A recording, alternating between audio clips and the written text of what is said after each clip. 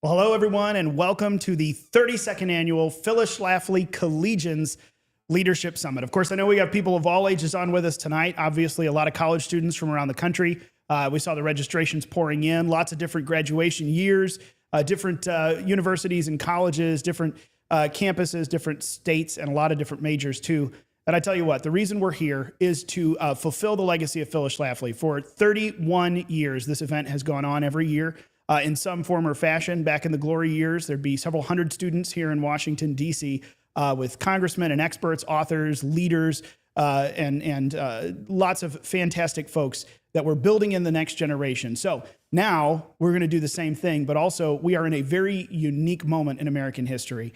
Here in 2025, the next 3.5, really 1.5 years that we have with the Trump administration, with a Republican Congress and Senate, House and Senate, there are some golden opportunities, and that's why this year we are talking about building America's golden age. It's not just time to fight the bad administration or to do a few good things.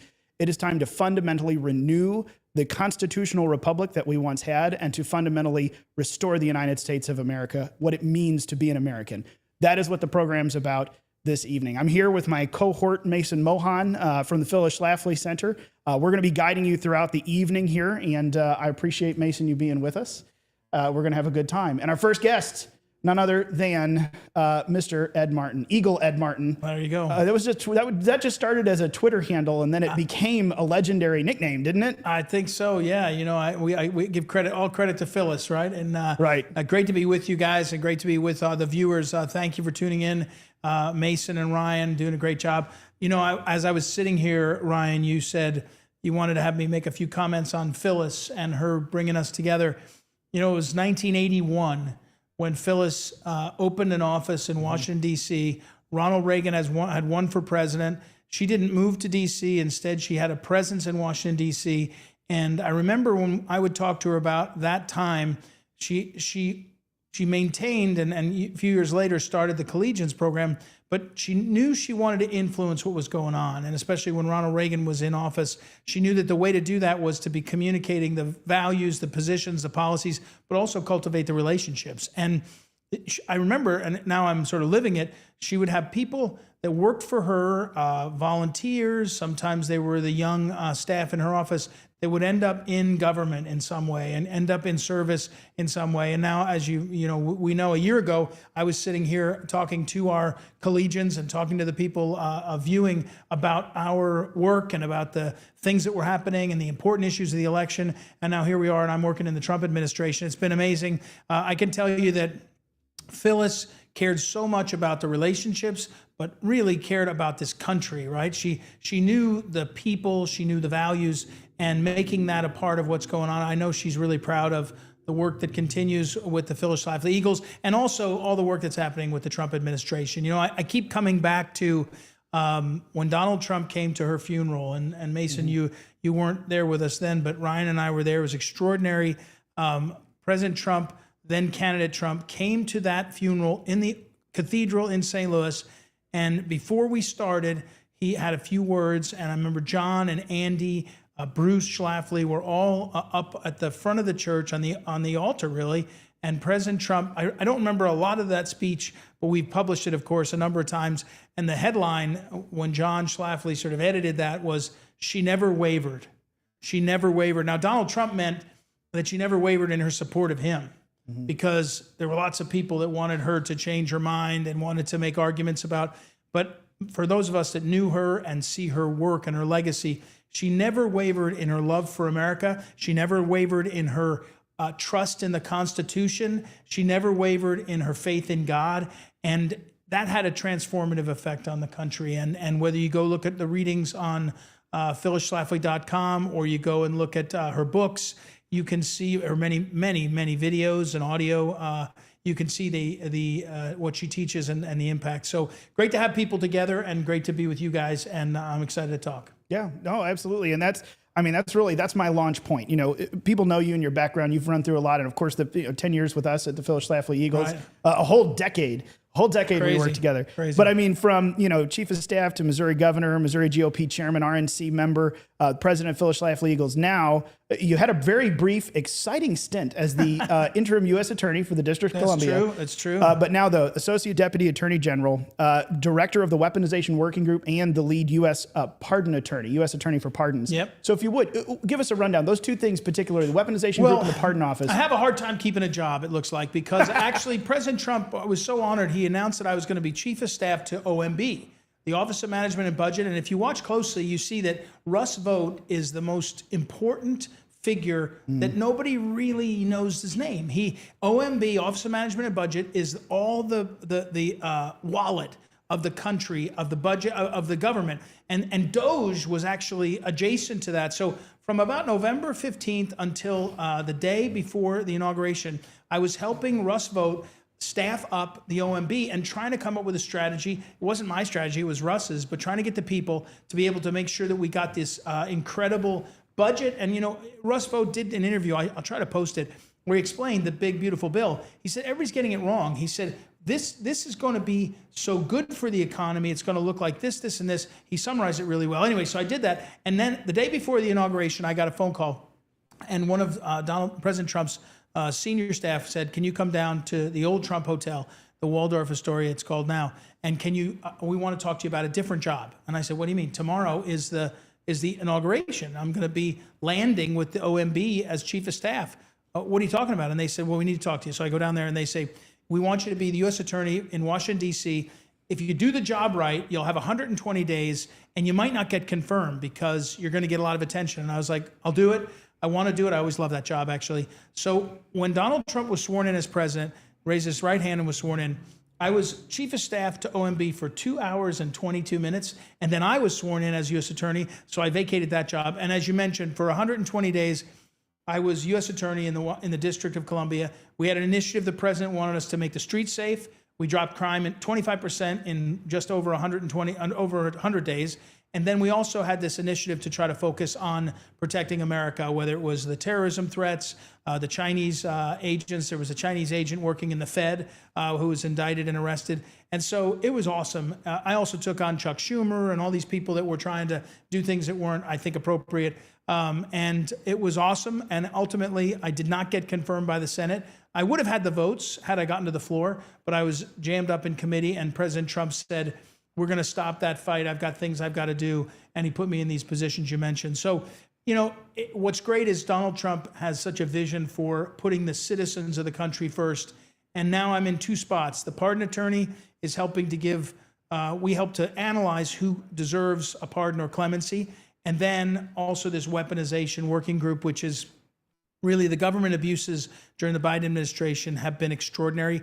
And President Trump and Pam Bondi have given me this direction. It's been awesome. And we're in the middle of every major investigation you can picture of the Biden administration of using the citizens, whether it's the school board parents that were targeted, the Catholics that were targeted, J6, Jack Smith, Fani Willis, whistleblowers, and we're working like cats and dogs as fast as we can to get to the bottom of all this. So it's really, really been incredible. And I give credit to the president for letting us do this. Yeah, so we want to talk about the weaponization working group a little bit because for years during the Biden administration, and you were pointing out over and over again, traditional Catholics are being targeted, January 6ers, and now you're in a position to do something about that. So what can you tell us about the way that weaponization was used during the Biden administration and what you're doing now to kind of right those wrongs? Well, first of all, Mason, you're exactly right. It was everywhere. And what we discovered is we have some investigators, we have some lawyers, and we're sort of trying to be systematic, but also trying to find ways into the conversation. So, for example, one of the things that Attorney General Bondi assigned us to do was look at how J6 prosecutions targeted the citizens, and she was very explicit about that. So we've looked at how January 6th, not defendants, not convicts, were put on, for example, the terrorism watch list. And you say, well, what was the standard to put them on? What was the criteria? And basically, there was none. It was, we don't like you, we're putting you on the list. that's an example of government being weaponized. If you had criteria for terrorism, right, and you say, oh, we got a terrorism watch list. I'm not a big fan of these lists in general, but you would say, oh, what's the criteria? They clearly were just using government against people. So you can take that idea, and it's fairly mundane, right? It's a list. But that impact on people, they couldn't get on planes, they couldn't get loans, and by the way, we shared that information with other nations. So suddenly in other places, you're going to be targeted, all for no due process yet, all for being targeted as J6. So that's an example, maybe a small one, of how we can get into the questions surrounding weaponization. And another example, we're digging into you mentioned the Catholics. I know, Mason, your faith's important to you. The Catholic targeting by the FBI, they made a memo. We say, oh, well, there's a memo. It was in Richmond, if you remember. Mm-hmm. Well, it turns out it wasn't just in Richmond. It was distributed all across the country. And we found that out by looking at the distribution lists and seeing, and it wasn't really just a Richmond memo. It was a memo that was coming from DOJ, broadly speaking, from Main justices, how people say it. So, we're trying to be as systematic as we can and trying to identify what happened, who did it, and who was hurt.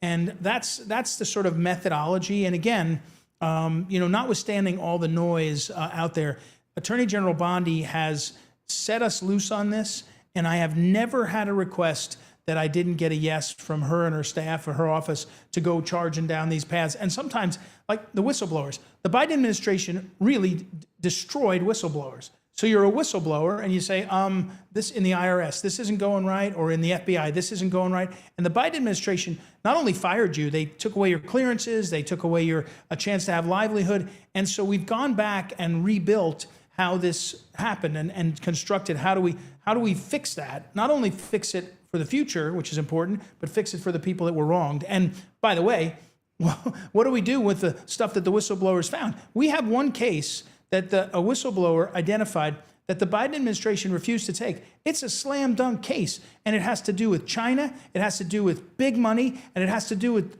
certain family that you can picture in political life. It was left on the side of the road because why? Well, we're going to find out, right? And that's the kind of stuff we're doing. Awesome.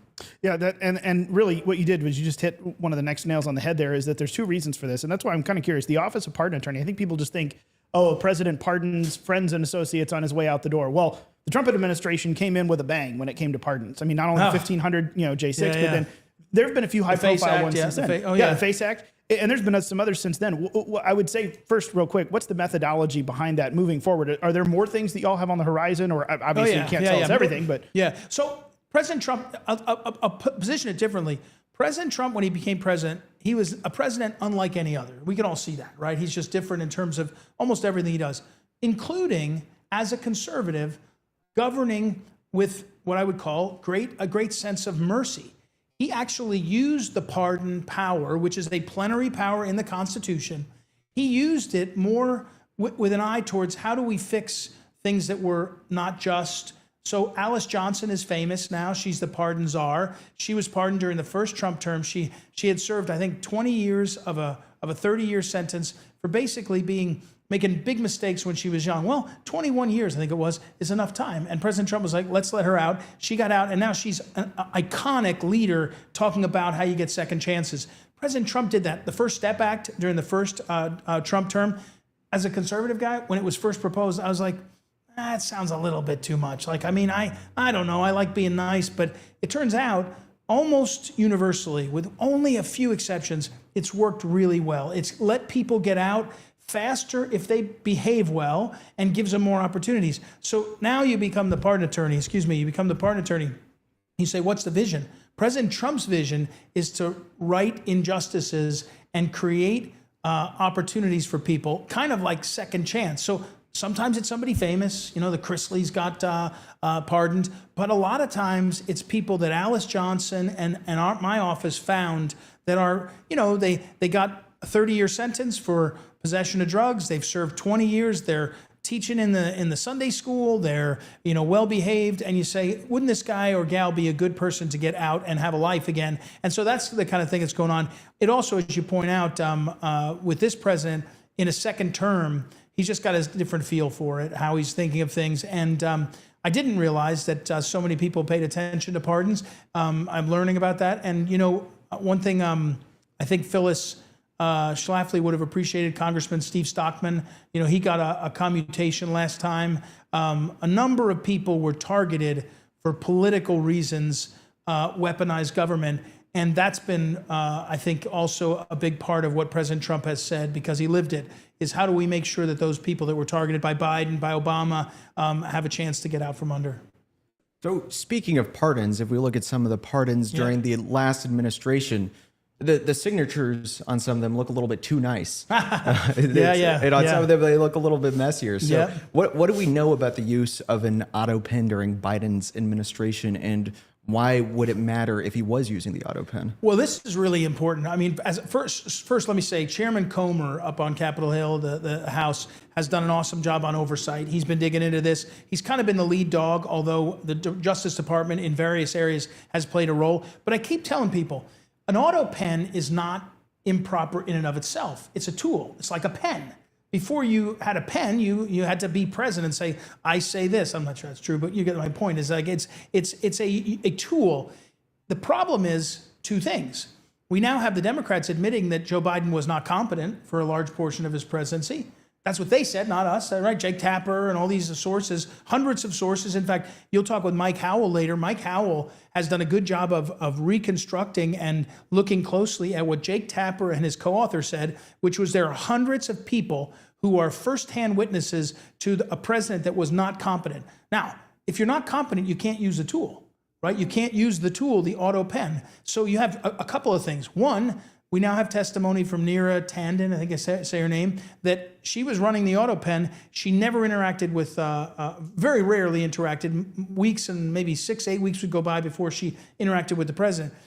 Okay, but what's the system? Like, what is the paper trail that shows how this works? Because when you're president of the United States, if they use your signature, even on the auto pen, they could give lots of money away. They could bind us in treaties. They could give pardons. So what we have is, I think, one of the greatest scandals in the history of our country, that the Biden administration hid the competence of the president. Whether he was competent or not, I don't know, but they certainly have said, they've brought into question. And now they have said, two areas to look at, Mason. On December 23rd of 2024, we had the unprecedented conduct by the Biden administration to effectively commute almost every death penalty case in America. Now, they left two of them up in Florence, Colorado. Many of us think because they didn't want to be accused of having actually abrogated the law, which is what would have happened. But the rest of them they did. It's not clear to me that that was a policy that Joe Biden, he was for the death penalty his whole career, even when he was with Obama, at the end of the Obama second term, where there were calls for getting rid of commuting death. No. So suddenly something changed, right? So it brings into question auto pen, all of it. And then at the very end of the Biden administration, we had conduct that raises questions, even before you have competence. So, for example, Lee Zeldin, the EPA administrator, said, at the very end of this administration, we had a transfer of $6-point-something billion to a nonprofit. That's never been done before. Hold on. That's behavior that's outside of the norm. Can we ask some questions? It seemed reasonable to me. I worked with Administrator Zeldin on it, actually, as U.S. attorney. So I think that was important. But also as to these pardons, we've never had pardons retroactive for 14 years. For everything under the sun. It wasn't Hunter Biden stole something, pardon him. It was anything he ever did. Again, the power is plenary. You can do it, or you can argue that you can do it. But the question is, so outside of the norm. And done with an auto pen. Well, actually, Hunter's was not done with an auto pen. I think his was done. But everyone else was getting these pardons. So all of the people on the J6 committee, all the staff and members are pardoned. By the way, consultants weren't pardoned. There's a whole bunch of consultants that anyway. But so the breakdown of the Biden administration on this issue is something that Congressman Comer, Chairman Comer is looking at, and the Department of Justice is too. Well, see, that's where my next question is. So what's being looked at? Obviously, there's active investigations, which you can and can't talk about. But I think the American people looking from the outside in say this can't just be a matter of, well, the bad people are gone. The unselect committee was disbanded. The Biden administration is gone. Let's just move on. Conservatives often rule that way. We get in, we govern in a magnanimous way. And I think a lot of us are looking at from the outside in saying, no, people need to go to jail. People need to be uncovered because this can't ever be allowed to happen again. We literally is suspended the office of the presidency. We did not have an elected leader almost for 4 years, you could argue. There has to be some sort of accountability for this to ensure it never happens again. Is that something that you hope is coming in the near future? Look, it is coming, and it's coming every day. And I would just say it differently. I would characterize it this way. As U.S. Attorney, I experienced this. It takes a long time to indict people because we believe in the law and due process. We're not like, when I do the weaponization analysis of J6, what's stunning to me is the rabid nature of the conduct that was done by prosecutors, done even the way judges interacted. You're like, these people don't seem to be balanced. They're not respecting due process. They're not respecting how things work. So we're law abiders, right? I sometimes wish we didn't, but we're going to play by the rules. And so it's slower than I'd like. I agree with that. But two things. One, we should name and shame. People got mad at me when I say that. We should name people that have done this. The people that have done this should be named and identified. The public does have a right to know that. And when they can, they should be indicted or civilly held accountable. Whatever avenues we have, we should hold them accountable in every way we can. And I do think we're doing that. Look, again, it's hard for people that want to see that they have an image of what they think could happen. And they watched the mistreatment of American citizens under Biden and Obama and others. You know, the dawn raids on Roger Stone's house with CNN present. We want to see us do the same thing. I don't want to see that. I do want to see arrest and accountability, and we are seeing it. We are seeing it a lot, and we're in the middle of it, and we're going to keep seeing it. And I will say this one thing that I've observed: we, the people that love the Constitution, honor the forms.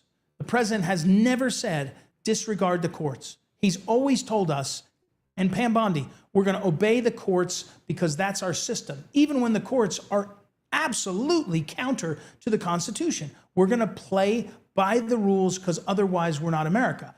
Sometimes you say, this is a trap because we're stuck in an Article 3 maze that slows us down, and every day we're losing daylight.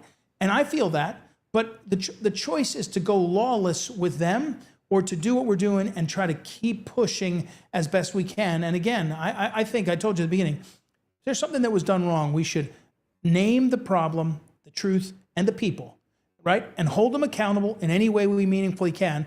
And then we also should be aware of the victims. And I think the victims thing is also as important because I'm on the receiving end now of thousands and thousands of people saying to me, I was victimized this way by weaponized government. I was victimized this way by, government intrusions into my life. And we're like, wow, how do we handle this? And half the time, just listening to their plea changes how they relate to our nation, and we got to do that. Well, and that actually leads me to a follow-up question. Yep. You just mentioned it there. You talked a little bit about James Comer and Congress, what they're doing. And by the way, I'm very happy. There's at least a trifecta of good old Missouri boys up there between you and Will Scharf and John Sauer, who has been killing it over at the Supreme Court. Here's my question. From your view from the inside, because you have now been involved in a lot of big fights, both in and out of government. Thank you, by the way, that we don't have to primary Tom Tillis anymore. My words, not the words of Ed I take Martin. no credit for that. But Well, we're going to give you something. Not unhappy give you a little with bit how of it turned out, but you've been involved in a lot of this. What is your view on the relationship now between the branches? Because we have just gone through a lot of major friction points, at least between we the people, conservative media, and Congress over the big, beautiful bill. But when it comes to your interaction with Congress and also inside the courts, how do you see this working? Are we getting to a cohesive place, or is there going to be set up a long friction between the three branches the next 3.5 years? Well, I think it's inevitable that there's going to be tension because that's the system. But we learned from Phyllis Schlafly and John Schlafly, of course, our colleague, and Phyllis wrote The Supremacists, right? She wrote about this problem. Is that what it's called, The Supremacists? What was the Supremacists? And she wrote a lot about the judges. She wrote a lot about Congress. What boggles my mind is when people expect that the executive branch should somehow be independent from the guy elected, right? I mean, the guy was elected president. It's his branch, not some bureaucrat or career person. It's his branch, right? So that's one thing. And I think that, look, the judges right now, Article 3 judges, the balance is off, right? They think that they're able to do things that they're not. The Supreme Court, on the other hand, I think is reining them back in and saying, hold on a second, you're not going to have nationwide injunctions and all. So again, I'm confident that the Constitution will hold. I do think that, programs like this, what Phyllis Schlafly Eagles do, what John Schlafly continues, you guys are doing, and ultimately what Phyllis taught was the Constitution is our guide. And if we stick to that, don't amend it with, conventions, don't get crazy, stick to it, I think we're in a great place. So I do think it's going to be a constant tension. I think the fun tension to me is when our own party, for example, in the sense that one of the parties in charge, one party is working against the same party in different branches. It really brings to bear the questions around, for example, when there was discussion about the War Powers Act and the war powers. I think that's very fruitful when one party is debating that and getting to the root of it. And so it's I think it's going to be really, there will be tension, but I'll bet on the Constitution. I got one question here. I know Mason has a wrap up. He wants to ask you a question, but from email, Scott over on our email asks, this may be more of your U.S. attorney time, but he asks to you, the Honorable Ed Martin, does current law allow the president to run the District of Columbia? If so, can you describe how that process would work, including how the residents would be represented and funded? Yeah. So, and I love the District of Columbia. One of the great sort of the regret I have about not being able to be U.S. attorney is I was doing ride-alongs into the district, and it's like St. Louis City. I lived in the city the whole time I was there when I was a student, then with my family. I guess I lived in the county for a year and a half at one point, but I love the city of St. Louis. When I was election board chairman, I'd go around to all these places. In the district, I started doing ride-alongs with a detective, and so I was in the rough parts of town. I was in the Tony parts of town, and I was learning what was going on, and we were trying to figure out the problems, and I really liked that. I did learn about that. Look, the home rule of D.C. could be taken away by the president in an executive action, but only for a limited time, and then the Congress would have to act. So the Congress gave the District of Columbia this government form that they have. They would have to take it back. The president could do it for a short time, I think 30 days, and then 30 days, maybe a couple times in a row. It would be a dramatic gesture that would ultimately still end up in Congress to figure it out. So, but I do think there's major problems. The District of Columbia is about 750,000 people, and the school system is not good enough. It's just not. The neighborhoods are dealing with pop-up marijuana shops that just devastate the community. They have a problem with guns because my predecessor for 4 years of Biden wouldn't prosecute gun cases at the level that I think he should have. We have a juvenile problem where the juveniles in this city are not, this happens in St. Louis, by the way, and Chicago and Philly. It's a problem of juveniles where they're 15 and 16 and they're being treated like kids when they're acting like criminal adults. And the generally Democrat-led cities are doing that. And that's a real problem.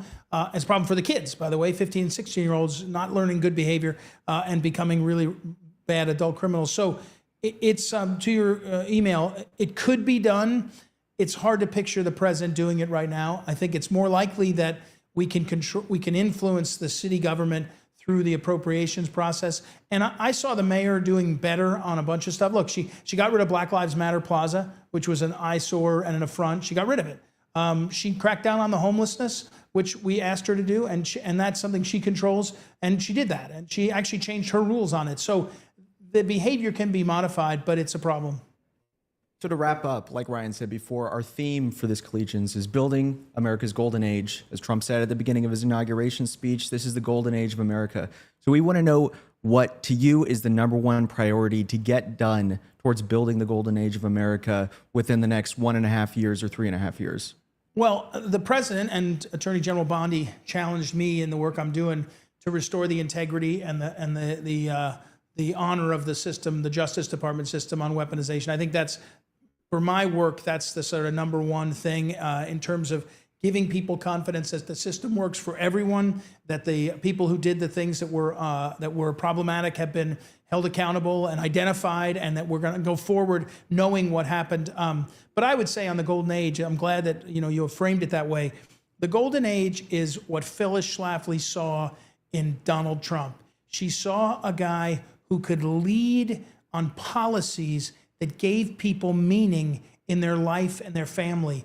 And so when you say America first, it's not because we like us better. It's because We care about our family before we care about our neighbors. We care about our neighbors before we care about foreigners. This is the human, and Donald Trump has taught us that in a way that gives us confidence to say, I want more for myself and for my family and for my neighbors and for my country. It's an extraordinary thing. Phyllis saw it in him. She gave an interview on a Friday afternoon in December of 2015, and she was asked by a reporter for WND about Donald Trump, and she said, I believe he may be a last hope for America. And my point about what Phyllis taught was Trump, brings hopefulness. He brings an optimism that makes it possible so you can get out of jail and be the White House pardon czar. You can, take on tariffs, and everyone said it'll crash the economy, and it's succeeding, right? One after another, the optimism transforms us. And I'll finish with this last story. I was with the President Trump at Bedminster Country Club with January 6 folks, and there was some 3 boys, children of a guy that was in jail, one of the J6 defendants. And I said to the president, hey, over there, those tables are full of the kids, the children of the people in jail. And he said, bring them over. So they were coming over to say hello to him and get a picture and all. And he saw these 3 boys, 3 brothers. And he said to them that their life is upside down. Dad is gone. He was the breadwinner for the family. And it's terrible. The 3 boys, teenage boys, life is just terrible. And he looks at them and he says, you're going to have great lives. You're going to have great lives. And then he paused and he said, trust me, your lives are going to be great. Now, you're a 15-year-old kid, a 13-year-old kid, 11-year-old kid, and you hear that from Donald Trump, the president of the United States, or the former president. It can change your life. The golden age is about believing in ourselves and believing in our Constitution, believing in that there's nothing wrong. Remember they told us if we do, Ryan will remember even better, we were working on it. They told us if you deport people, it's going to crash the economy, right? It's going to be terrible. You know what's happening is people are believing that the rule of law matters, and they're believing not that we don't like people, but that we like ourselves enough to go do this. And we're doing it. And we're doing it one neighborhood at a time, one block at a time. And it's awesome. It's wonderful. And it's hopeful. And I think that's what the golden age is.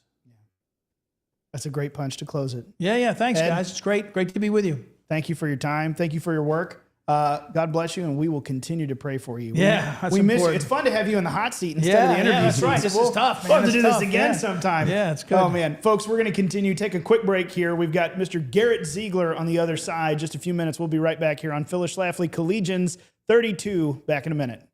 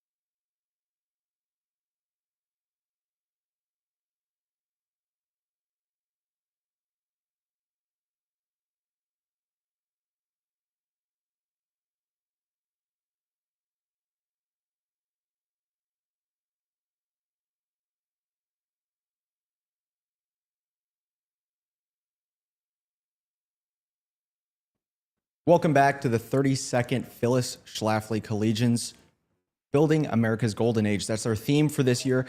Thank you all for joining us. Our next guest is Garrett Ziegler, but before we get to him, just to let everybody know, you can ask questions, whether it's on Rumble, YouTube, or X. We have somebody looking at the comments and at the chat. So if you have questions, we will get them and we might be able to ask them. So Garrett Ziegler is the founder and chairman of Marco Polo, a nonprofit research group with a mission to expose corruption and blackmail. Garrett served as the associate director in the White House of the Office of Trade and Manufacturing Policy in the White House under Donald J. Trump from 2019 to 2021, and he received a degree in economics from St. Louis University. He is best known for the work that he did on the Biden laptop. So thank you so much for being with us today, Garrett. Gentlemen, I appreciate the opportunity. Yep. So would you give us a brief summary of the Biden laptop project? How did you get it? How long did it take? What are the key takeaways? And where do people find it? Just to let people know you don't want to look at this, in front of anyone. Well, yeah, there is a one-line disclaimer at the beginning, which is this is for an adult readership. So our book is not for children, and there's no pornography in it, obviously, but it is risque. It is uncensored to the legal nth degree, and this project was born out of the reality that a lot of people on the right had this material. By this material, I mean over 200 gigabytes of photos, videos, emails, documents, instant messages, and yet it wasn't being put out to the public. And so what our group did is essentially a miniaturized American version of WikiLeaks, where we put this material online with genitalia and social security numbers redacted. That was the only thing. In fact, one guy on our team spent days of his life just redacting genitalia that was of the American first family. And of course, this is absurd in American history to think that a first family would have so many nude photos of themselves on one of their devices. But we put this material out starting in 2021, and then our book, which was a compilation of all the crimes. And this Biden laptop was left at a repair shop because the son, Hunter Biden, was on crack cocaine. And when you're on crack cocaine, it inhibits your ability to think clearly, to remember things. And so it stands to reason that he forgot this laptop. And the repair shop owner was a little bit naive, a little bit overly patriotic, I will say, and thought that the FBI was going to do something about it. So the FBI took it. The device that we based our book on, that original device is still with the FBI. It's in the evidence locker at the Wilmington field office. So they took that in December of 2019. He realized the FBI was sitting on it. They were going to bury it. And so he gave it to the personal attorney of Donald Trump named Rudy Giuliani. And through the election fraud fights of 2020, I got to know Rudy's people and got a copy of it. And I was just the young guy in the room who took the time to go through each and every file. There's hundreds of thousands of files on this thing. It's really a digital snapshot of the former first family's life for about 11 years, early 2008 to the middle of 2019. So this research group that you alluded to that I lead, it's about a dozen people in total. All of them have particular strengths. Some people are good at digital forensics. Some people are good at genealogy. And we're really taking opposition research and doing it for the country as a whole as opposed to one particular political party. I find this work very intriguing, a little bit intoxicating, because we can look into anybody. We're not hired guns per se. The left did this in 2016 with Fusion GPS. Glenn Simpson and Mark Elias was hiring Fusion GPS from the Perkins Coie law firm, and the right had no answer to that. So we are set up to be, and of course Fusion was for profit, but we're set up to be the nonprofit right-wing alternative to Fusion GPS, to where one of our goals is if something is on the internet, we will be able to find it. If it's on the internet and we can't find it, that's a grave embarrassment to us. So it is a unique mission. There is nobody on the right doing this in the way we are. I will admit that. We are a little bit uncouth. We do dig into every facet of somebody's life. Obviously adults, but the story here, and this is relevant in the last 72 hours. We're taping this. This is live on July 8th of 2025, but this is relevant to the last 48 hours because there's been a lot of discussion and angst and frustration about not getting the source material from the Epstein case file. This is one of the few times in American history where we have the source material. Remember, we were castigated by the attorney for the shop owner. The shop owner himself likes our work and follows us and likes us, but the attorney for the shop owner loathes me because he's weirdly a Democrat and thinks that we've been doxing people. Of course, that's preposterous. We haven't doxed anybody. We won one of the causes of action in a lawsuit against us over doxing. But we have faced backlash from pretty much every group involved in this because that attorney for the shop owner, Brian Della Rocca, as I mentioned, a Democrat has lost every case for the shop owner. It's really a sad situation what's occurred. But he himself doesn't want the source data out there. And so it's an interesting thing where when we have these scandals, like with Anthony Weiner, with Huba Abedin, with Hunter Biden, with Jeffrey Epstein, there are so many people who don't want the actual source materials released for whatever reason. Some of them are good. I'm going to be the first one to say I don't want sex videos of underage girls from Jeffrey Epstein's case file to be released. That's not what I'm talking about. But the other people that went to the island, those sorts of things, that the chance that those things see the light of day is very low because the Biden administration might have destroyed some of that stuff. I think we'd be naive to think that they didn't do anything with it over the 4 years that Joe reigned over the country through a mail-in basement campaign in 2020. I really haven't gotten over the 2020 election. It's a joke. I think in 2100 we will all be able to speak clearly of course it was rigged. It doesn't mean Joe didn't win. Joe did win. My contention is that it was rigged. You can still win and win in a rigged way. So, because they always do those gotcha questions to the senators, like, who do you think won the 2020? It's sort of like a Maoist you have to recant something in front of the public. So I would say, yes, Joe Biden did win the election, but he won it through a rigged means. No, I think that's fantastic. And actually, man, hold on, pause. Okay, we got two different lines. I'm going to go down here.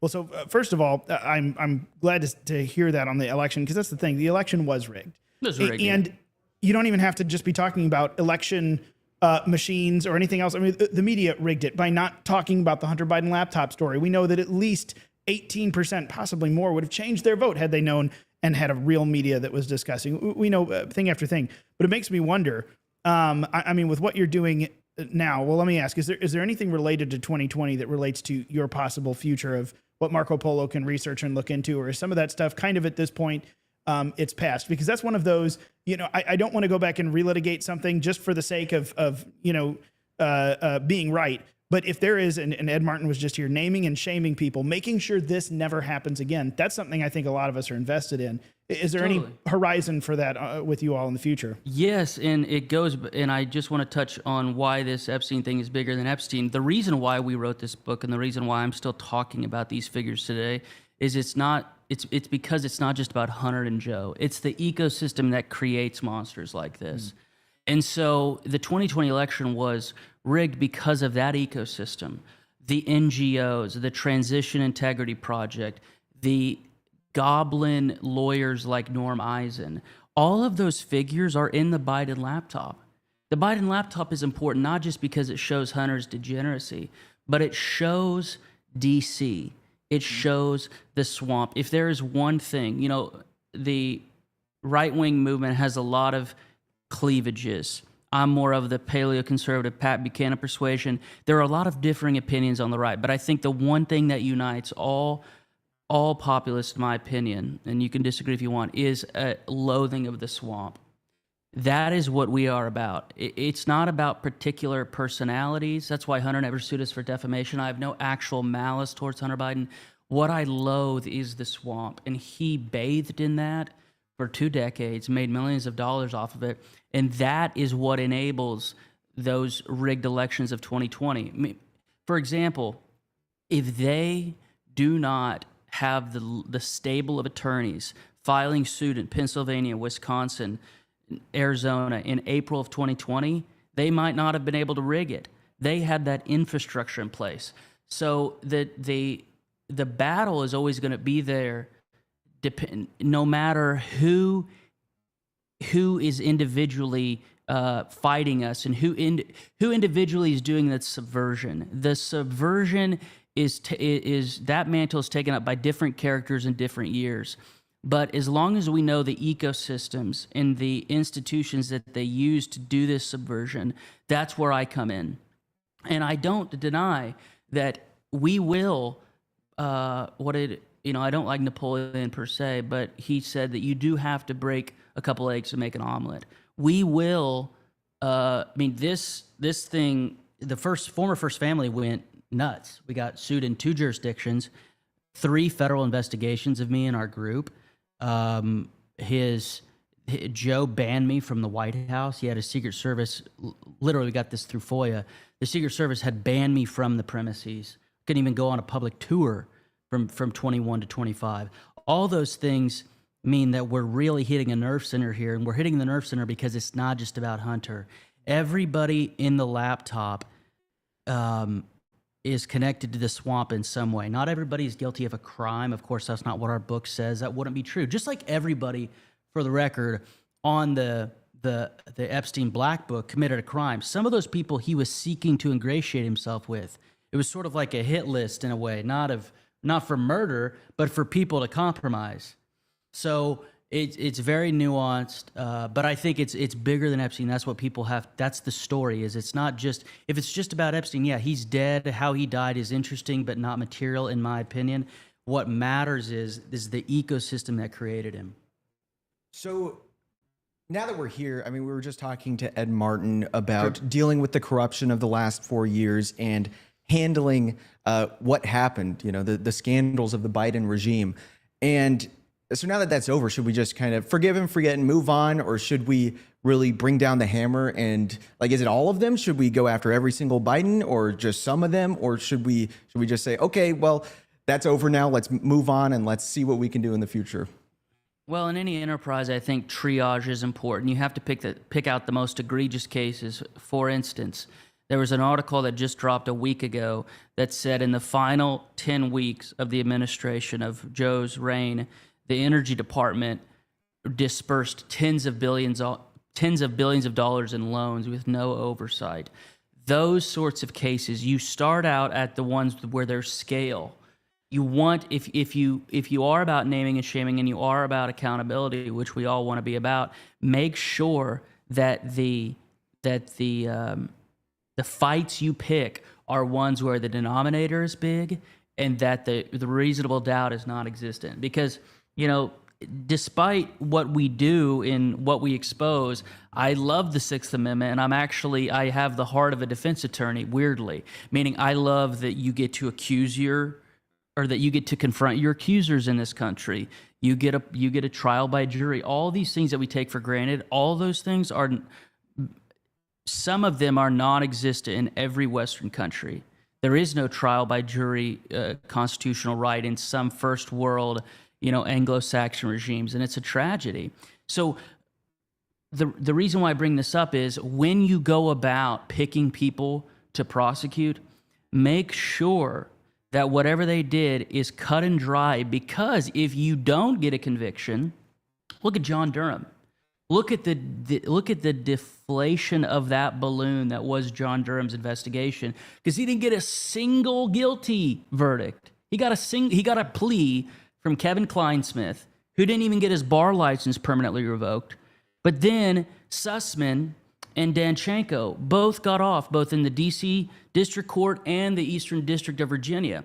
So you better make sure that whoever you go after, and I think that energy scandal is really important, because that money, if you follow that money, it's going to lead to the most corrupt forces in the left-wing world. It'll lead to Stacey Abrams. Remember, Stacey Abrams gave $20 million. She funneled $20 million to her lawyer friend for doing legal work for a nonprofit. So those are for the plucking, and what they may not seem sexy at the outset.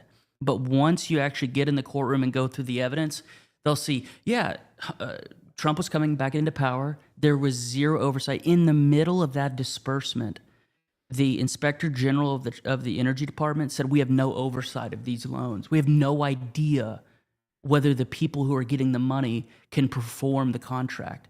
Some of these entities were set up like 2 months before they got the money. I mean, there's that right there should be illegal. You should have to be in business for 2 years at least to get a government contract. It stands to reason that you wouldn't give a pop-up shop billions of dollars. So those are the things I'm thinking about. So I hope that my biggest grievance with the admin in the first couple months is they really need to push the Senate to confirm their U.S. attorney nominees. It's going to come down. Only 93 guys in this country can charge somebody federally. There's 94 judicial districts.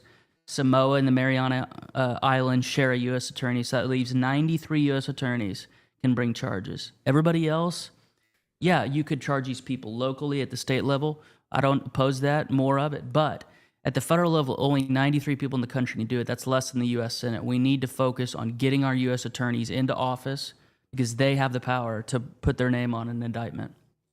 Well, and this leads into, the other topic, which it's probably going to come up over and over tonight with a lot of folks, the Epstein files. To your point with the Biden laptop, it's not just about Hunter. It's not even just about the Biden family. This is a window, an opportunity, a chink in the armor of the system to see, this isn't just Hunter. This is how everything here works. We just finally had a sloppy slip up that we're able to take advantage of. So knowing what you know about this, what's your take on what's going on? Because I know that everyone wants to be, mad about this release or that release. And I want to know not so much who's on the list. I mean, not to paint with too broad of a brush, throw a rock in DC and hit someone. You might find someone on the list, but no offense if you live in DC, sorry. But 96-4. Didn't Trump lose 96-4? Yeah, exactly. But who's hiding the list? Who hasn't wanted the list to come out? Who has possession of the list? Really, frankly, why even? To your point, this is a system. This is I forget the word that you use, but this is the culture you're seeing. The ecosystem. The ecosystem, how all of this works together. What's your take on what's been going on, the push and pull? Because I know, Rome wasn't built in a day. Jeffrey Epstein's list wasn't built in 5 months. So undoing it and undoing the intelligence and the prosecutorial apparatus that has protected it for so long is going to take a little while. What's your take on what's happening with the back and forth now? Well, about the ecosystem, and I like that term because it's everybody has been through biology class in 4th grade, so everybody has. Let's not get carried away. We've seen school kids now. Everybody has a conception of what this ecosystem is. It's lobbying, both legal and illegal. Quick shout out to Rumble. We are later this week launching on the Rumble cloud our BidenLaptopEmails.com database. This is what got us on the map in May of 2022. Over 10 million hits of our. So what we did was we were the first group to put all the emails online. And by emails, I mean 128,000 emails. So this is getting relaunched with bookmarking features, highlighting features. You'll be able to see this ecosystem at a primary source level. That's number one. So shout out to Rumble Cloud. They just started Rumble Cloud. It's not very old at all. So I'm hoping to maybe get a joint press release or something because it's going to get a lot of traffic. That's point number one. So people will be able to see the ecosystem in its primary source native format, and we're also going to build an app for it. Number two, one person that has evaded popular scrutiny, not the scrutiny of Whitney Webb and people who've dug into this a lot, but who I want to popularize more is Les Wexner. What is critical is how if people want to get into the ecosystem of Jeffrey Epstein, you've got to know where the money came from. And to our knowledge, Wexner was his only client. They say that he was his main client. So far, I can't find another client of Jeffrey Epstein's.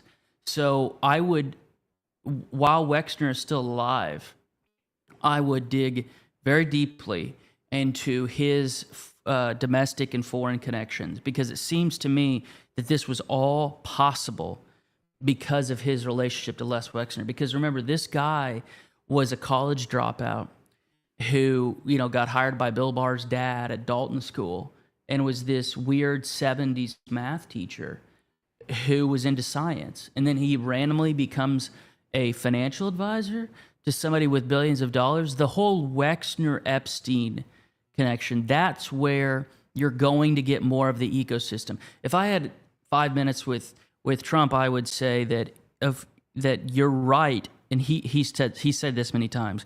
It's not just about Hunter and Joe. I would urge him, because I know how Trump thinks, I wouldn't castigate him publicly, because it's not going to do anything. It's not going to do any good. You're not going to change his behavior by bitching about him publicly. What I would say is, think of it this way. It's not Jeffrey Epstein personally. It's the ecosystem around him and the connections around him. That's what people will not forget about.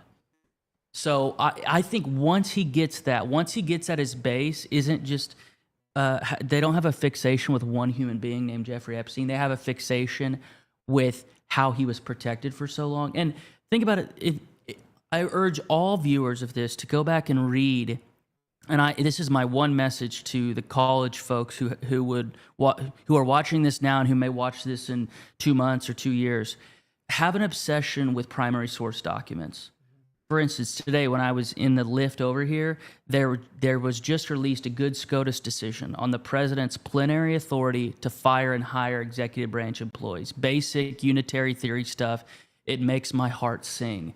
But in that hour since its release, I couldn't find a single site that would link to the actual decision. It made me fume. There's such a reticence to share primary source documents. And that's what we at Marco Polo are obsessed with, meaning, yes, you may want my take on it. I'll put 3 paragraphs explaining something. But after that, here you go. I trust that people endowed with reason by God and with a solid education can look at primary source documents for themselves. So that just go back to the SCOTUS thing. Yeah, I'll read a Reuters piece on it just to get what the center left is saying. But I want to read what Jackson says, to see where the left wing is thinking. I mean, reading Ketanji Brown Jackson is a phenomenal education in how a total DEI pick can become a SCOTUS judge. I mean, it is nails on a chalkboard. There was a great montage on X I urge everybody to go listen to of Ketanji Brown Jackson speaking up in oral argument. She's been on the court for like 2 years. She said more words than Clarence Thomas in almost 40. The woman cannot stop talking. And yet her decisions, you'd think that more dialogue would lead to better reasoning on her part. No, her decisions are awful. So it's like the worst of both worlds. It's like if you're going to put up these terrible decisions and opinions, you might as well just not talk. So I have a particular bird in my saddle for her, because I think that one of Joe's lasting legacies, apart from the 15 million illegals, let's just be conservative and say 10 million illegals.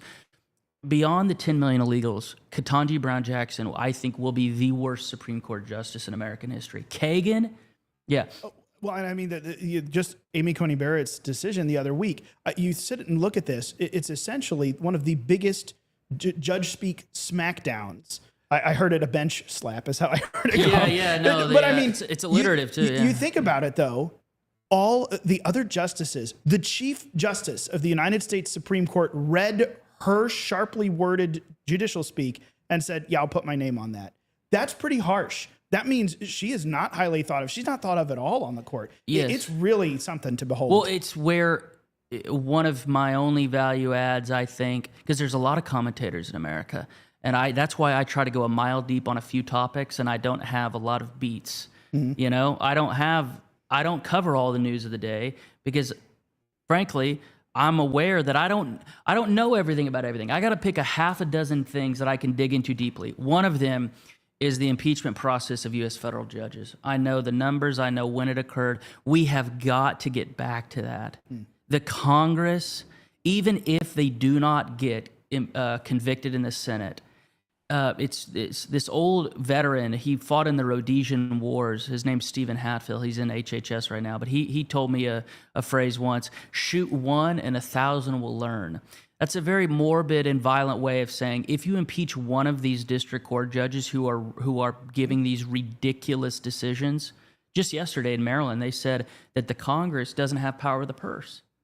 Just yesterday, a federal district court judge said Congress can't defund Planned Parenthood. I don't know which country that district court judge thinks he's in, but it's the elected representatives who get to decide that, not a district court judge. So these people have life tenure. They make $250,000 a year. They have they have better health care and pension in the private sector. Some of those sinecures need to be rescinded. We have to start impeaching a couple of these judges, even if they don't get convicted in the Senate. Just need one example. Just make an example. Can I start with one? Amy Berman Jackson or Boasberg. Those two. Start in the D.C. Circuit. I've listed my top 4 worst judicial districts in the country in order. D.C. District Court, the SDNY, the EDNY, and the Central District of California. Those are, and of course we're being sued in the Central District of California. Half of the judges in the Central District of California are straight up La Raza Marxist. It's an absolute, it is a hellscape. Our judge gave $2,000 to the plaintiff's father and would not recuse himself. Wow. Our judge was a Joe Biden appointee. We filed for recusal. It was worse than Juan Merchan. Juan Merchan in New York City, right? Wouldn't get off the case. Right. His daughter was making, it is an adult daughter. It's not like we're going after a 7-year-old girl. His adult daughter was making millions off the case. He would not recuse himself. Our judge gave even more than that and was the only, and there were 30 other judges on the district court that could have presided over our case. So we're appealing that. We're in the Ninth Circuit right now, and I urge everybody to go to our site, bidenreport.com, to see all of you can get the book for free. The book is online, PDF, for free. And you can see all of the reviews that have been written on it. Barack Obama's biographer, David Garrett, former member of the DSA, liberal, beyond liberal, far left guy, said our book was the 2023 book of the year. And remember, this is a guy whose biography of Obama in 2017 was ignored because he rightly and truthfully told the stories of Obama fantasizing about gay sex and in letters to his girlfriends. That's why David Garrett's book about Obama, called Rising Star, 1,700 pages, didn't win a Pulitzer. Now, Garrett's book on MLK won a Pulitzer back in the 80s, but they realized that he wasn't just he was actually going to tell the truth about Obama, meaning what are his strengths, his oratory, everything else, and what are his many weaknesses. And so it wasn't just a hagiography of Obama, so that's why they sort of canceled him. Well, I tell you what. Let me ask you this, because I know we've just got a little bit left. I'm going to point to my question. I have another one. I'm going to get to this real quick, and then I have a wrap up question for you before Mason takes us out. I know he's going to cut me off time, but at this point, what we've pretty well figured, the Bidens are not the big puppet masters behind the global cabal. Of course, and our book lays that out. Right. The Bidens are puppets, and in it, for their own wealth, fame, glory, hookers, drugs, whatever it is. So did these things, do you have a sense, because I know we all know the name George Soros, but that everything is not George Soros's fault. There are other people. There are other big, bad shadow people that we've never even heard of. Has your research on the Hunter laptop going into the Biden crime family, has that really led you back to some of the folks that really, more of the We the People conservative movement need to know about, and name and shame specifically? Yes, I think that the way I describe it is, I'm Lutheran, so I always try to take it back to the 1500s and try to draw analogies. If I can't explain something very clearly, I try to use analogies from that point in time. Let's say that you were trying to travel from Hamburg to Munich in 1540.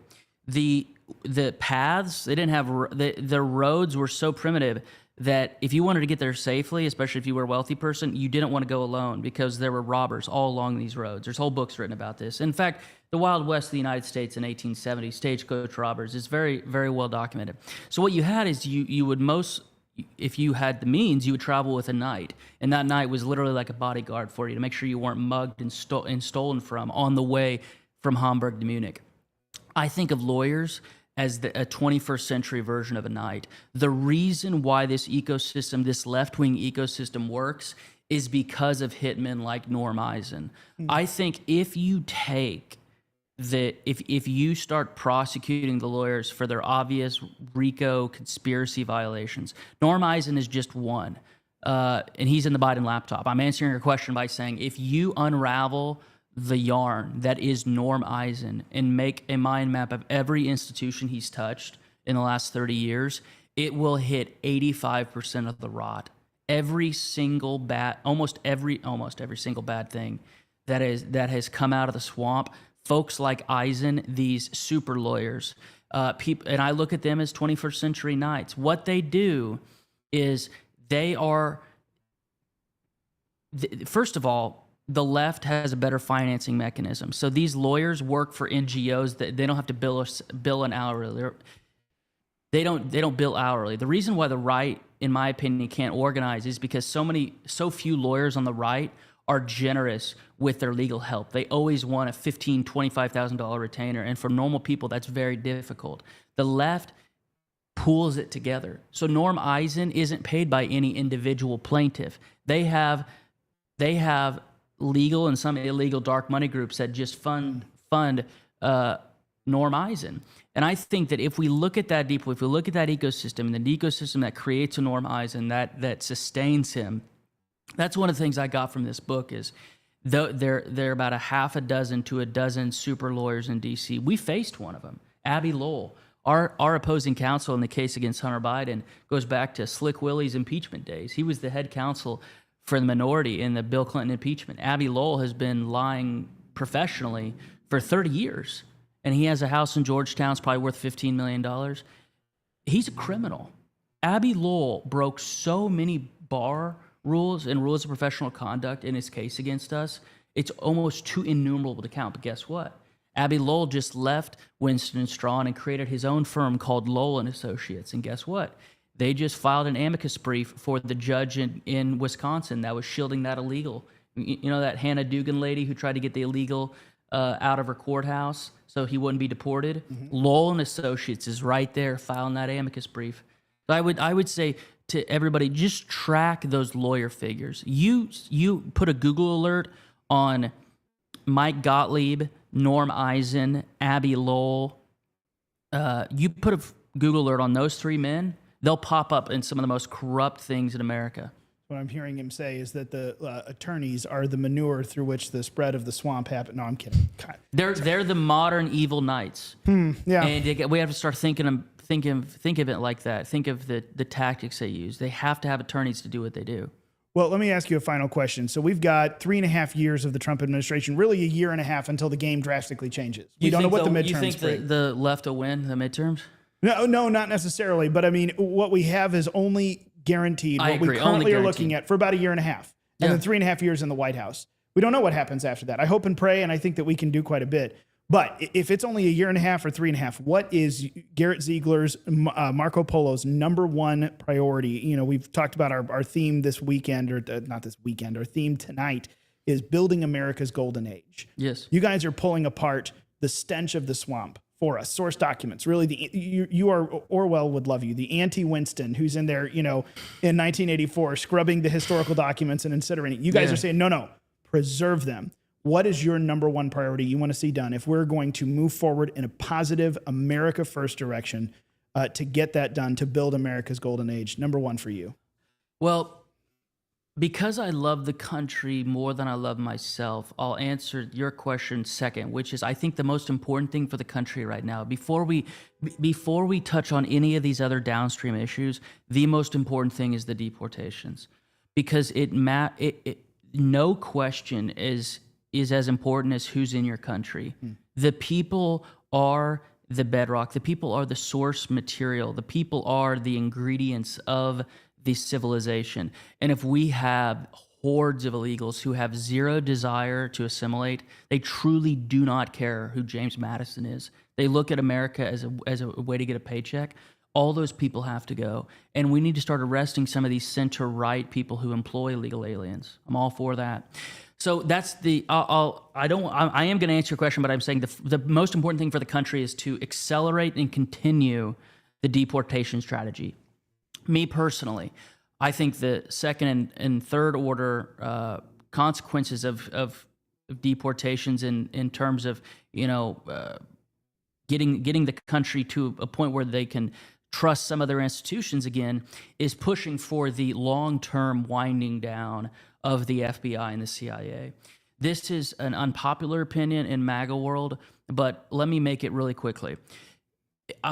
There are functions that the FBI and the CIA do that probably need to stay, but the overall brand and trustworthiness and credibility of those two named organizations has reached its end. So I am going to be urging privately and publicly a conversation with everybody I know to we don't have to be weird about it. We don't have to say it's got to be done by December 31st. That's, first of all, it's impossible because the bill just got passed. I'm saying by the end of Trump's 47th, by the end of Trump 47, we should be winding down those two institutions and putting in transferring their constitutionally applicable tasks to other agencies. I would love to just have one federal law enforcement agency called the U.S. Marshals. It was good enough for George Washington. It should be good enough for us. The FBI has run its course, and it doesn't mean everybody in the FBI is going to hell when they die. It just means that it's gone long term. So hopefully we can just wind it down. Say this is the last funding stream. If you're above 50, you get early retirement. And if you're not, here's an application to the U.S. Marshals. So that's what I'm going to be pushing for. Well, thank you for joining us today, Garrett. Thank you, Mason. Thank Let's you, Ryan. hold that up high so everybody can see it. BidenReport.com for free. You can go read it. BidenReport.com. Again, this has it's not, we've distributed over 20,000 copies. 8 million people have viewed the e-reader online. Nice. Well, thanks so much for joining us. Thank you for the opportunity. Go check out the website, and we will be back with you soon. We'll be talking to Mike Howell, and we look forward to speaking with you again.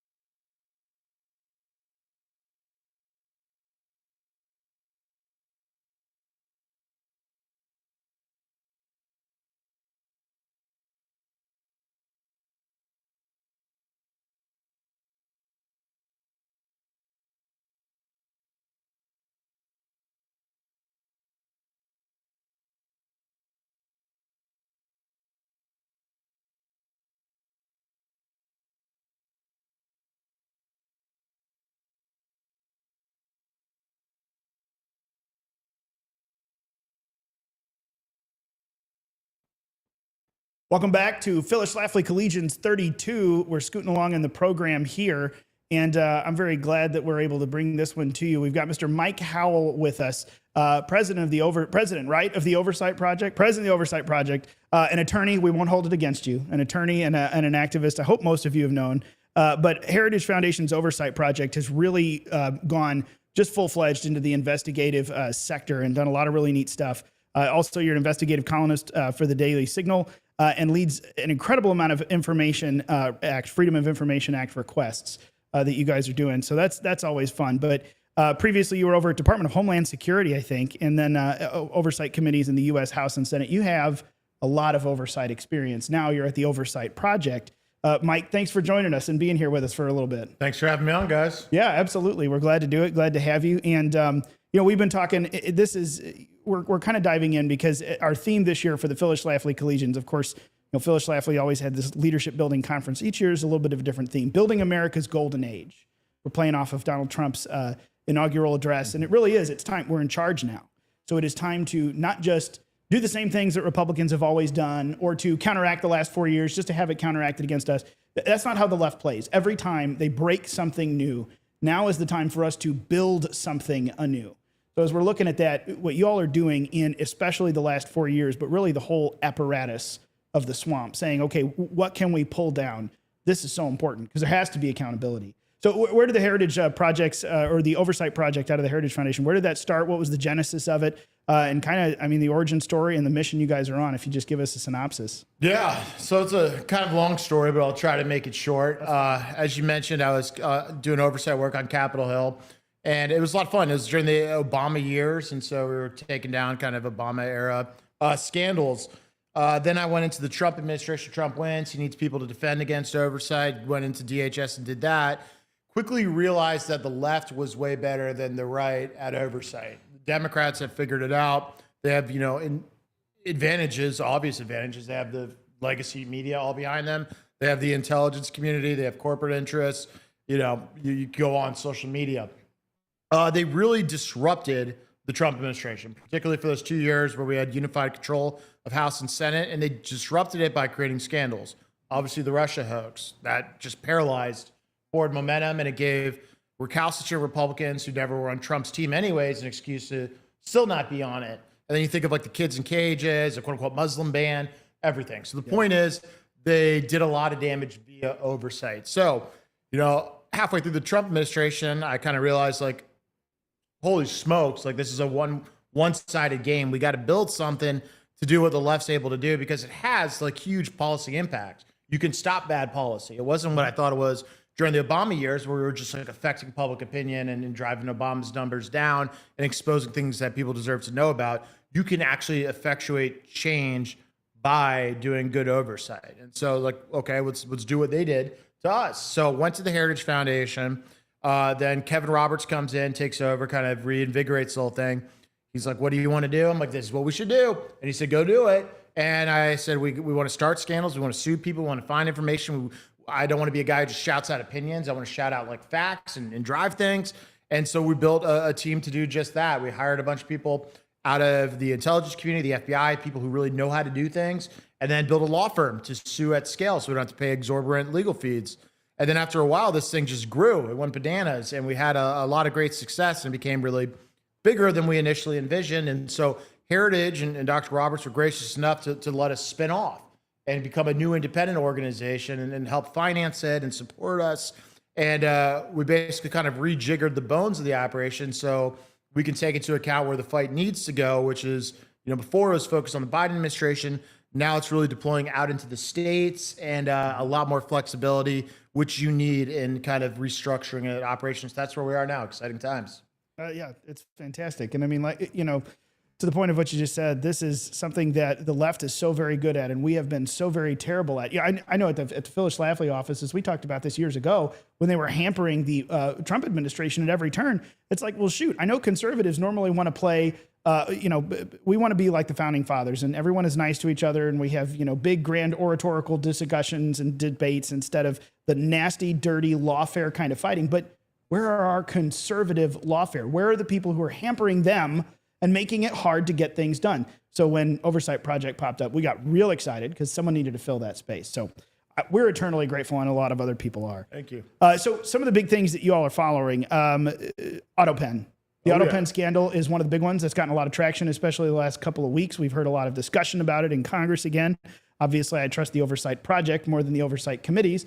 No offense to anyone on the Oversight Committees. What are you guys looking at with that? Does there seem like there's actually some kind of traction we can make forward on this rather than just naming people actually getting accountability? Yeah, absolutely. But before I dive in, I can't resist the temptation to talk about the congressional oversight function. Oh, please do. Because I share your views on the lack of the ability of Republicans to do well in this space. I think they're having some good spots. I'm a fan of Comer and what he has done without the support of the entire conference, by the way. That's a story on Chairman Comer. He would have gone a lot further had his, other members been willing to fight the Bidens, but they weren't. And so that's the story there. But let me just make a quick point. The Democrats don't have gavels in either the House or the Senate right now, but they're still inflicting massive disruptive damage on the Trump administration. And on the right, we have been conditioned, and I was this way when I was working on Capitol Hill. It's like, if we want oversight, it's those guys who go on, cable news, and they have the gavel, and they send those mean letters. That's how we stick it to them. And we've been conditioned to be like, that's how we do it. And that's not how we do that. That's why we started the Oversight Project. And nothing can make my point more clear than what the left is doing now. They got their lawfare engines. They have their state AGs. They're gumming up things in court. We're celebrating like a Supreme Court win every now and then that just affirms something that should have not been an issue 6 months ago, but it's slowed 6 months down. They're generating scandal without Congress being involved in anything but the messaging apparatus. Think of the scandals that they've generated that have taken attention, away. Signalgate was, making Republicans fight Republicans and picking out the wedge issues to their generation of scandals and controversies. So the left is way better at it, and the right is way worse at it. Why we build the Oversight Project, but it'll never change until we adopt the leftist view of the structure, not obviously their views of ideology or anything else. They view Congress as basically just another tool in the toolkit and a medium. Like these Democrat Congress members with, bumbling IQs and inability to even coherently do anything are better at oversight than some of our smartest Republicans. And that's because they understand they all got to be on the same page. They got to be unified. They have to ask the right questions in the right sequence and not necessarily duplicate, and then basically just become the pass-through entity for law firms and other organizations to use them when it's helpful. And that doesn't exist in our ecosystem. We put too much pressure and power in the hands of just a few people with that little wooden gavel, and we just hope that they get something done, and they never do. And we run out of ink because they send so many letters that never get read. But back to your actual question, AutoPen, scandal of the century, as President Trump calls it.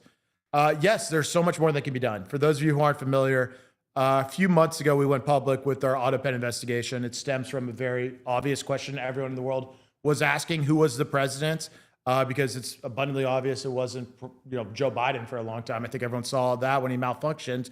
And so we had a few investigations ongoing, for a long time that related to his competence. We were suing over the Her audio tape, his interview with the special counsel. Right. We won that, even though the Trump administration gave the tape to Jake Tapper's business partners at Axios, which was a huge mistake, but nonetheless it happened. But we were the ones who sued and got that tape released. Another thing that we were going on at this time from about a year ago was, could they even substitute Kamala Harris for Joe Biden? We were basically saying, if you go past a certain deadline, because we know you're going to do it, we're going to sue and we're not going to let Harris on the ballot, which is why they did not have the primary. They figured out, oh crap, we got to do this soon. And so they put Harris in really quickly. And don't take my word for it. There's leaked DNC memos that cite our litigation threats as the reason to accelerate the switcheroo. But the other thing that we started over the summer is, we're sitting in a conference room and we're all like, we don't think he's signing these documents. There's no way. Look at this guy. It's such an obvious thing. How's this guy even signing these things? And so we started pulling all of the records we could find that had his signature on it. And very quickly, we realized these are copy and paste signatures. Yeah. You don't need to be a rocket scientist. And then we also found out that times where they said he was signing things in Washington, D.C., on the face of the document says sign in Washington, D.C. The guy's in the U.S. Virgin Islands. And so it's just not even a good effort at hiding it. So then Harris gets subbed in for Biden. We're kind of all right, we got a lot of other things to do. Let's get back to that one day. So fast forward to about 2 months ago, Attorney General from Missouri, Andrew Bailey, writes a letter basically being like, hey, by the way, I think everything Biden did was legal because he didn't know about it. Now that everyone agrees he malfunctioned. And so then we released our first tranche of our AutoPen findings, which I just mentioned, and they go just absolutely bananas. And subsequently, we find more and more and more evidence of different types of AutoPen usages, the frequency at which it was used, when Biden was even in the White House doing other things, and just prove over and over and over again every element of this. There was a massive hearing in the Senate a couple weeks ago where our board member Theo Wold testified, laying out the case that this is basically one of the devices and instrumentalities by which they evaded invoking the 25th Amendment. Because think about it, 25th Amendment, 1967, 4 presidents have been assassinated in 100 years. 2 had been incapacitated. People are like, we got a problem. We got to figure out like a playbook as to what to do when the president goes down. Like we can't keep making it up as we go. And so everyone agreed. They wrote the 25th Amendment, and Section 4 of it was, all right, when the vice president and cabinet realize that the president's incapacitated, they have to. It doesn't say have to, actually. That's the problem. They can invoke the 4th section of the 25th and tell the Congress, hey, the president's no bueno. The lights are on, but nobody's home. They didn't do that. The Biden cabinet didn't do that. Harris didn't do that. And they didn't do that because they preferred an incapacitated president for whatever reason we can imagine. And so that hearing brought it to a constitutional level. And I think we really need potentially reform to the 25th Amendment.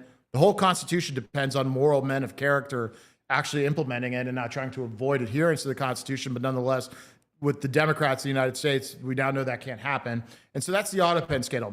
Can there be accountability? Yes. All of these things were illegal. They're invalid. Don't take my word for it. Take President Trump's word. President Trump said the pardons are null and void. I told that to Adam Schiff at a hearing I testified at, but he ran out of the room because the press told him I was going to say it. But I told it to his colleague, Senator Durbin. He has no good funky pardon. He should be charged for the crimes that he admitted to when he accepted the pardon. His crimes related to January 6th committee, probably many more.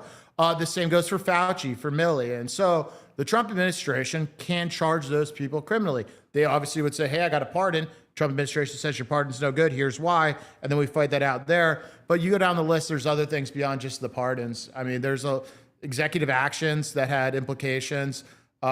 People have talked about legislation, although there's a better argument because he was actually signing things on camera. But basically, anything that happened under, particularly the dying days of the Biden administration, is all legally suspect. And frankly, I'm done talking about it and having people in power talk about it. Obviously, we love it. It's flattering to have people talk about our investigation, but there are people with guns and badges that can do stuff. Leave it to us. We've already done the investigation. There's things at the goal line. Put in the fullback and just punch it in. Let's not let this just be a political talking point. Let's get that accountability thing everyone wants. Well, and a fast follow-up real quick. I know you got a question.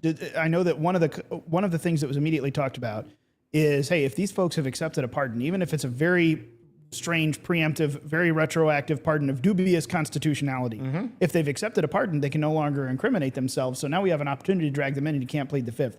Is there a case to be, first of all, is that accurate? Is that actually a possibility? Was that discussed? Yeah, Congress is there a case to be made for where maybe some of these folks, we don't want to undo the pardon, we would rather drag them before a grand jury and demand that they talk? Or is it really just because of the grievous nature of how offensive this is to the system, it just needs to be flipped and gotten rid of? Yeah, I don't know if you can pick and choose which pardons are good and no good if the point is that President Biden was incapacitated. And it's not just capacity. I don't think he was aware of a lot of them. And I think it's absurd to think he was on the final days doling out these pardons and he was deciding and aware of, who got what and for what. But to answer your question, there are obvious, Fifth Amendment implications to this.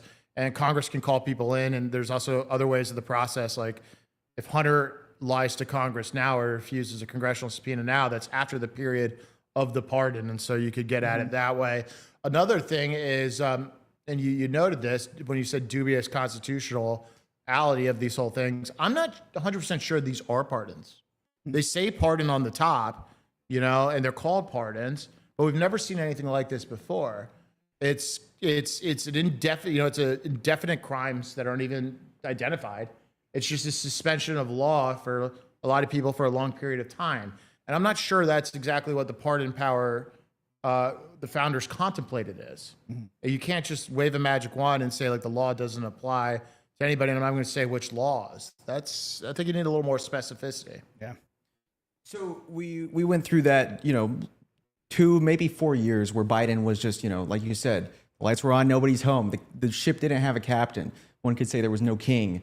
But now we've got a different kind of no kings going on. And we were talking about this just before we were on air, that there were these this no kings movement during the Trump's parade. And you've been doing some work on who's funding that, who's behind that. And can you tell us a little bit about what's going on with the no kings?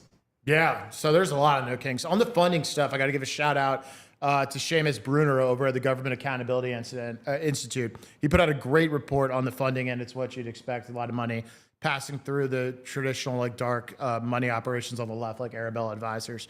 We issued a kind of different angle of a report on Monday, yesterday, where we looked at kind of a mapping of the network analysis of the organizers of the No Kings, Group 50501, or something to that effect, because we saw in real time that lying legacy media was pitching and framing No Kings as a kind of grassroots, middle of the road, nonviolent, just broad-based rejection of President Trump, which is absurd. And Democrat politicians were, tweeting out no kings, no kings, no kangs, what have you. But we understood at its core the No Kings to be an expression of a very dark communist ideology and far left authoritarian ideology. And that was evident, I think, for anyone who understands how modern leftism works.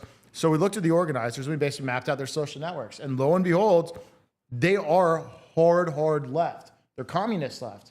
They're leftist authoritarian. We can quibble over the exact terms, but what they are not is what CNN and MSNBC and the politicians told you they are. And so we figured this out by identifying the organizers. Who do they follow? Who do they, collaborate with? What are the politicians? Bernie Sanders is their favorite. What media do they follow? What other political organizations like the communist parties or foreign influence operations they follow? And it's clearly not driven out of the grassroots. It's clearly driven out of something much darker. And I think that's critically important because we're in this interesting period where the Democrats, for public purposes, are pretending to be moderating after they got just blown out in 2024. And they're pretending to be this middle-of-the-road, moderate, centrist party. But they are not, and they can never get back to that. And they cannot transgender, for lack of a better term, the No Kings communist movement to make it appear as if it's like some mainstream middle of the road. And I think that is a fundamental problem in their political coalition. They cannot kick the crazies out. Their base is crazy. It is the violent gangbangers. It is the childless upper middle class women who don't have families, they're reproducing. It is the illegal aliens. It is the criminals. That is the base of the modern Democratic Party, particularly as older, baby boomers are aging out and some, unfortunately, dying off. That Bill Clinton era of blue dog Democrat is dead. It is the AOC party right now. And even AOC puts on a little bit more of a respectable veneer as to the hardcore communists, but that's what they are. And that's why our reporting to No Kings is so important. Well, let me move to another one because that's, the No Kings. To your point, we got a lot of childless cat ladies.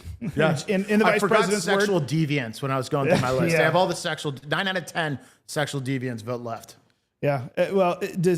Despite that, one of the biggest moving pieces of the left's machine, how we've rigged elections, how we've rigged the House of Representatives, is the census and the counting of illegal immigrants in these huge big blue cities, big blue states. That's something that I know is being talked about with renewed effort. Trump 1.0, obviously, they went after, we want to put a question on the census. Are you a citizen or not? That's it. Now it seems that they're going at it with a renewed purpose. When it comes to, and I know obviously this, in a lot of respects, this is something you guys have collided with. Do you really think there's a chance that, let alone before the midterms, just at all, they're going to go after the census in a new way and use that as a tool to really correct some of the folly and mistakes we've made with House districts, with electoral maps, and redo this the right way? Because we know that there's inflated numbers all over the place for California, for other big blue areas. What's the reality of that? Are you guys working on that project at all and looking at it? So a couple ways to answer your questions. First is I think the census and the drawing of districts and the impact of illegal aliens on that is like an ancillary benefit for the left. I don't think it is. Those on the right point to it as like the first thing because it's the most tangible thing you can point to. Like, oh, this is how they get political representation. It's the census, and it's a little bit of a convoluted way to go about it because even in some states like Texas, you get more districts. Because of the virtue of the illegal alien. So it cuts both ways a little bit. That being said, of course, illegal aliens should not be counted in the census for the purposes of apportionment for deciding how many votes you get in the electoral college. And when the Trump administration in the first go around tried doing this, the Supreme Court swatted him down for not complying with the Administrative Procedure Act. They basically said, like, what you're doing could be illegal, but like you went about it the wrong way. So taking that, of course, there's a right way to do it. If not that there's anything wrong the first time, but that means like legally they should succeed. So to the ultimate solution is yes, fix the census, don't count illegals, but to deport the illegals. Like, do I want to wait every 10 years for a new census? Be like, look, the Democrats lost 2 seats, we got them. No, the solution is to deport all the illegal aliens through mass deportations. And when I say it's only an ancillary benefit for the Democrats, that's because there's much higher order benefits that they receive from illegal immigration. It's the birthright citizenship. That counts for way more than any census argument. It's the repopulation of their non-breeding political coalition. And I mean that in its technical sense. Democrats are not reproducing at the rate that Republicans are. So they need to import new voters through illegal immigration. It's also the deteriorating effect that it has everywhere that helps the Democrats politically, as dark as that is. When they get this mass reliance on social services, guess what that helps? That helps Democrats make the argument we need the social services. When you have people relying on government, the political party that sells you government is better suited. That's what they want. And it also ushers in their ideological goals. They want class warfare. They want disruption. They don't want unity or patriotism. They want a divided Marxist type class struggle. And so that's why they love illegal immigration. It tears down a lot more than just that.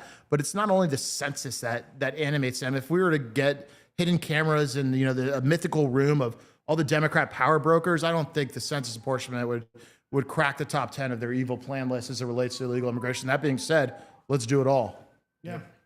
Well, let's talk a little bit about Chinese farmland and the issues we're having with that, because we were watching earlier today Trump meeting with his cabinet, and they were talking about the pervasiveness of Chinese farmland in the United States, and that there's this effort to take care of that issue. Can you shed a little bit of light on how big is the issue with Chinese buying up farmland in the United States? Why does that even matter? And what is the government going to do about it? Yeah, well, first, let me just make a casual observation. There's a lot of Chinese-owned farmland in the United States, but there's no Chinese farmers. You go and you look at a farm, where are all the Chinese farmers? And so it makes you wonder what's happening here. And then you quickly realize, oh, no, they're buying that farmland for very strategic purposes. It's not because they want to have Chinese farmers doing farming for China or something like that. No, it's about land acquisition, particularly in sensitive spots that are close to military bases, or have other strategic implications. And that's been their strategy.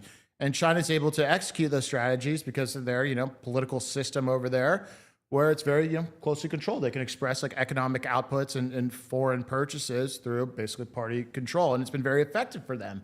And the United States is uniquely susceptible to this because a lot of people will just sell to the highest bidder without any kind of accord for sensitivities to national security or love of country. And so it's a tricky system that the Chinese have taken so much advantage of. Clearly, it shouldn't be allowed.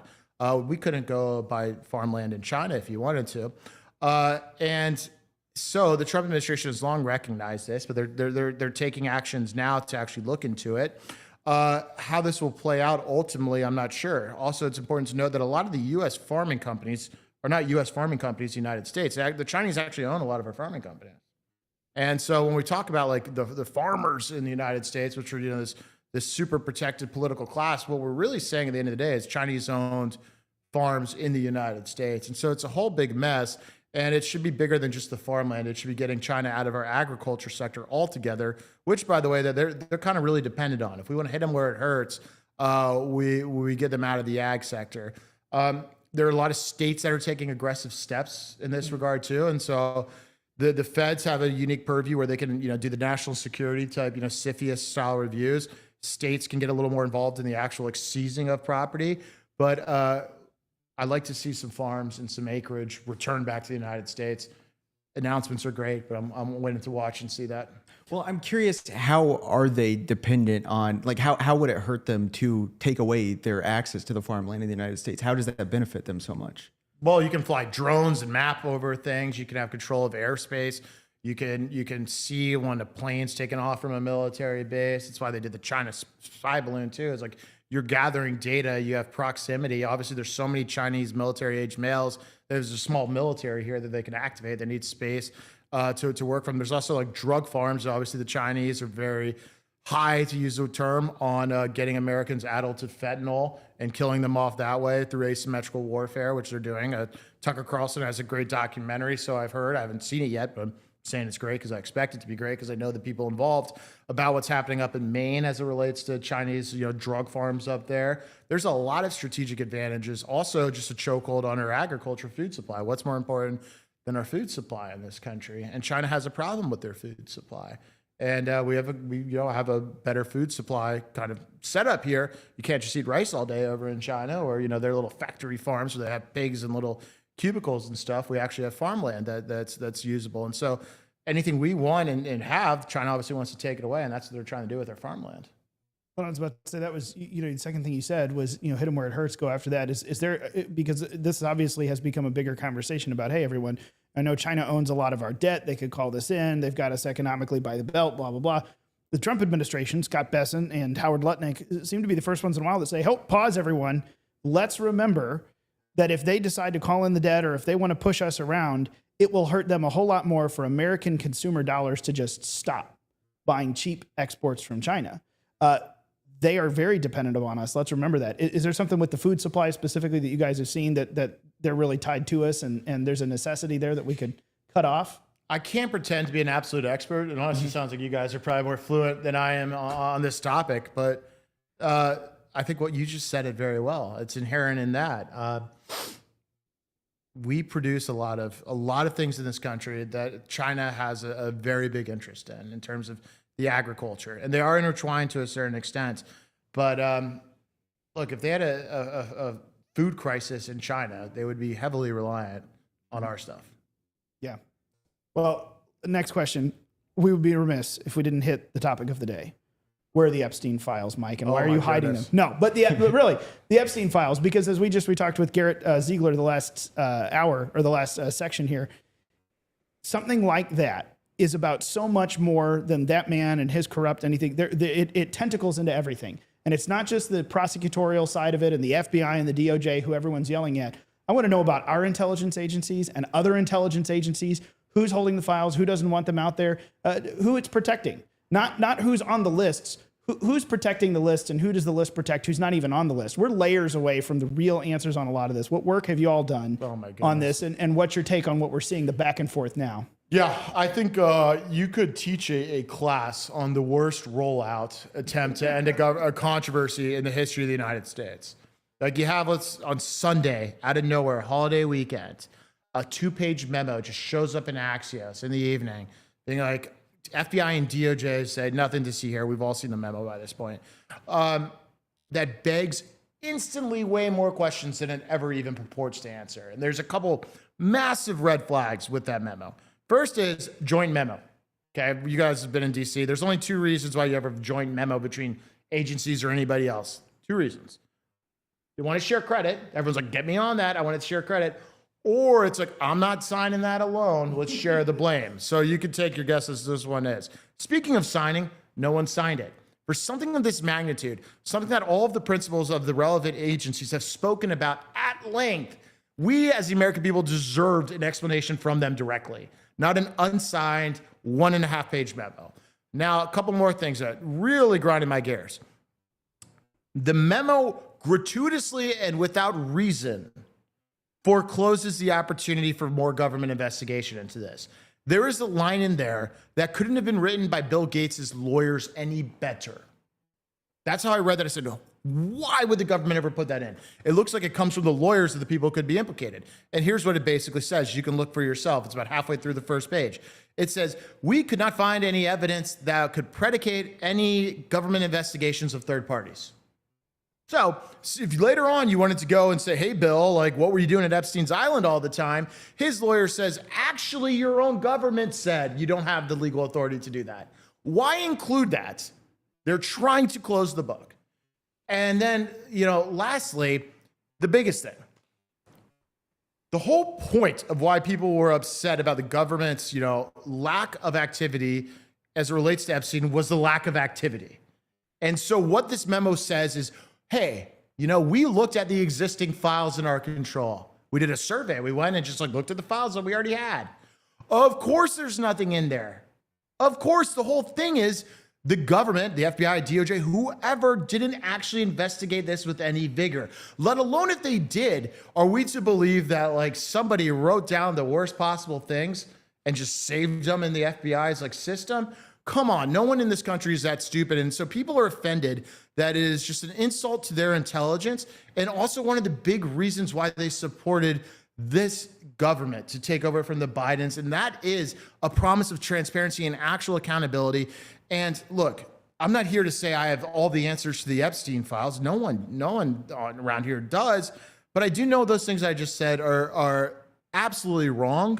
They should not have been done. And I think that's evident by the fact that no one would put their name to it and that everyone's just trying to sweep this under the rug, and it's turned into a huge conflagration. And it got way worse. Class 1 would have been on the memo. Class 2 of our symposium on the worst comms rollout ever is today. In the cabinet meeting, you have, Attorney General Pam Bondi, and I'm trying to pick on her, but she said, I don't even know if he was owned by intelligence or if there was any intelligence community activity here. I forget the exact phrasing, but she said she doesn't know and she'll get back to us. How can you expect the American people who want to answer from their government as to what was going on with Epstein Island and all these rich people that were, flying down to a place with a huge sex trafficker, pretty, obvious red flag there. The biggest question and assumption people have is, okay, this guy probably had an intelligence community connection if he didn't get prosecuted. And for the AG to say, we looked into everything on Sunday and there's nothing there, and then to go in front of the entire country today and be like, well, I frankly don't even know if he was an intelligence, asset, just doesn't close the book. It reopens the book. How can the Attorney General not know that? And so it's a shame. It's a shame. And I hope it doesn't become more of a pattern. Well, and that's the thing is that, the pattern, to your point this weekend, unsigned memo, holiday weekend on a Sunday. I immediately looked and said, I agree with everyone on the internet. Is this even real? Who would do this? This makes no sense. But then today, even Trump himself was drawing the ire of a lot of some of his top fans with his obvious wanting to move on from this. Are you still talking about him? Let's not talk about that creep anymore. Just say, I really don't want to talk about this. We have a reason not to talk about this. I have to wonder, this immediately sends I see people into two categories. There's the trust the plan people who are like, oh, they're working to root out the stuff and they're using the blacklist against everyone. And the other people who say they have sold us out. Who bought them? Do you think one of those two extremes is in any way, shape, or form accurate from the rumblings you hear, or is it maybe somewhere down the middle? I don't know. I think it's really curious that the memo came out on Sunday and dinner with Bibi Netanyahu was on Monday. That was very curious. I as soon as I saw that, I thought, look, this could be an innocent mistake or it could not be. And if it's an innocent mistake, it folds back into our old, class metaphor of this is also comms 101. It's if a lot of the country thinks that there is Israeli or Mossad connections to Epstein, don't close the case the night before Bibi Netanyahu shows up for dinner. You're literally at this point inviting people to be upset and to be, breed whatever theories and speculations that they have. Yeah. And I'm not necessarily sure that anyone is actively lying, because some of this stuff just may not be, and it's obviously not in FBI files. Right. It could be with the IC, but don't tell us that you've dispositively closed the case. You're just getting rid of it because you're sick of dealing with it. Yeah. And then to use it to reframe the FBI as mission accomplished, crazy to me. It is not mission accomplished at structurally reforming the FBI, and it's not even close. Yeah, it's concerning to see. Well, to wrap up, Ryan, we've been mentioning tonight that the theme of this 32nd Phyllis Schlafly Collegians is building America's golden age. Donald Trump and his inauguration speech says the golden age of America has begun, but the work isn't over. It's not automatic. You know, we're talking about the challenges we continue to face. So what we're asking everybody is, what is your number one priority that you think needs to happen to usher in the golden age of America? Yeah, love that question. So for us to be in the golden age, we need golden age oversight, accountability, and transparency. And that means returning to basically the foundational and unique promise of this country that it is, we're sovereign. And for us to be sovereign and to actually control our own government, which is why our Twitter handle is It's Your Gov, because people forget it's their government. They think it's just a sports game and one side wins, and then you just have a new board of directors. That's not it. We need people to understand what their government is doing and actually to have an informed citizenry, because it doesn't work, this system of government, unless the people know what's going on. And right now we have civic education in the gutter, and people just, red team, blue team, that's it. So our role in this golden age is to get the American people as much information as possible without fear or favor into this like black box of government, so they can actually reassert their control and reassert dominance over the government. And so the golden age of America means, in my limited vantage point, of returning that power to the people through information, because ultimately that resets our political system to back to what it was designed for, an informed citizenry, which is the purpose of the First Amendment, why it's the First Amendment. And that's what we aim to do. That's how I view our role in the golden age of America. And so let's give it back to the people, because it's your government. Boy, everything. Bring it all out to the open, because it's true. We need it. Civic education is in the gutter. But frankly, even if we reinvigorate civics in America again, people still need the source documents, the information to go off of. And you guys are the ones doing it. So keep going. Mike Howell, itsyourgov.org. You can follow him on X, mhowelltweets. I should have done that. Everyone was hopping on the @realwhoever phase, and you got no. Mike Howell tweets. I love it. It's good stuff. I X now. X. You know what? I finally have transitioned to X, and then our Rumble guy here keeps saying Twitter tonight. Now I'm confused. I don't even know. And I thought we had gotten past, identity confusion, but here we are back at Twitter and X. I don't know. Mike Howell, the Oversight Project, thank you so much for your time. We appreciate you so much. Thanks, guys. Absolutely. Folks, we'll be right back. Collegians 32, Phyllis Schlafly Collegians 32. We got Aaron McIntyre on the other side of the break. Give us just a few. We'll be back with him. We're going to talk about a little bit of American identity. Lots coming up still to go this evening. We'll be right back.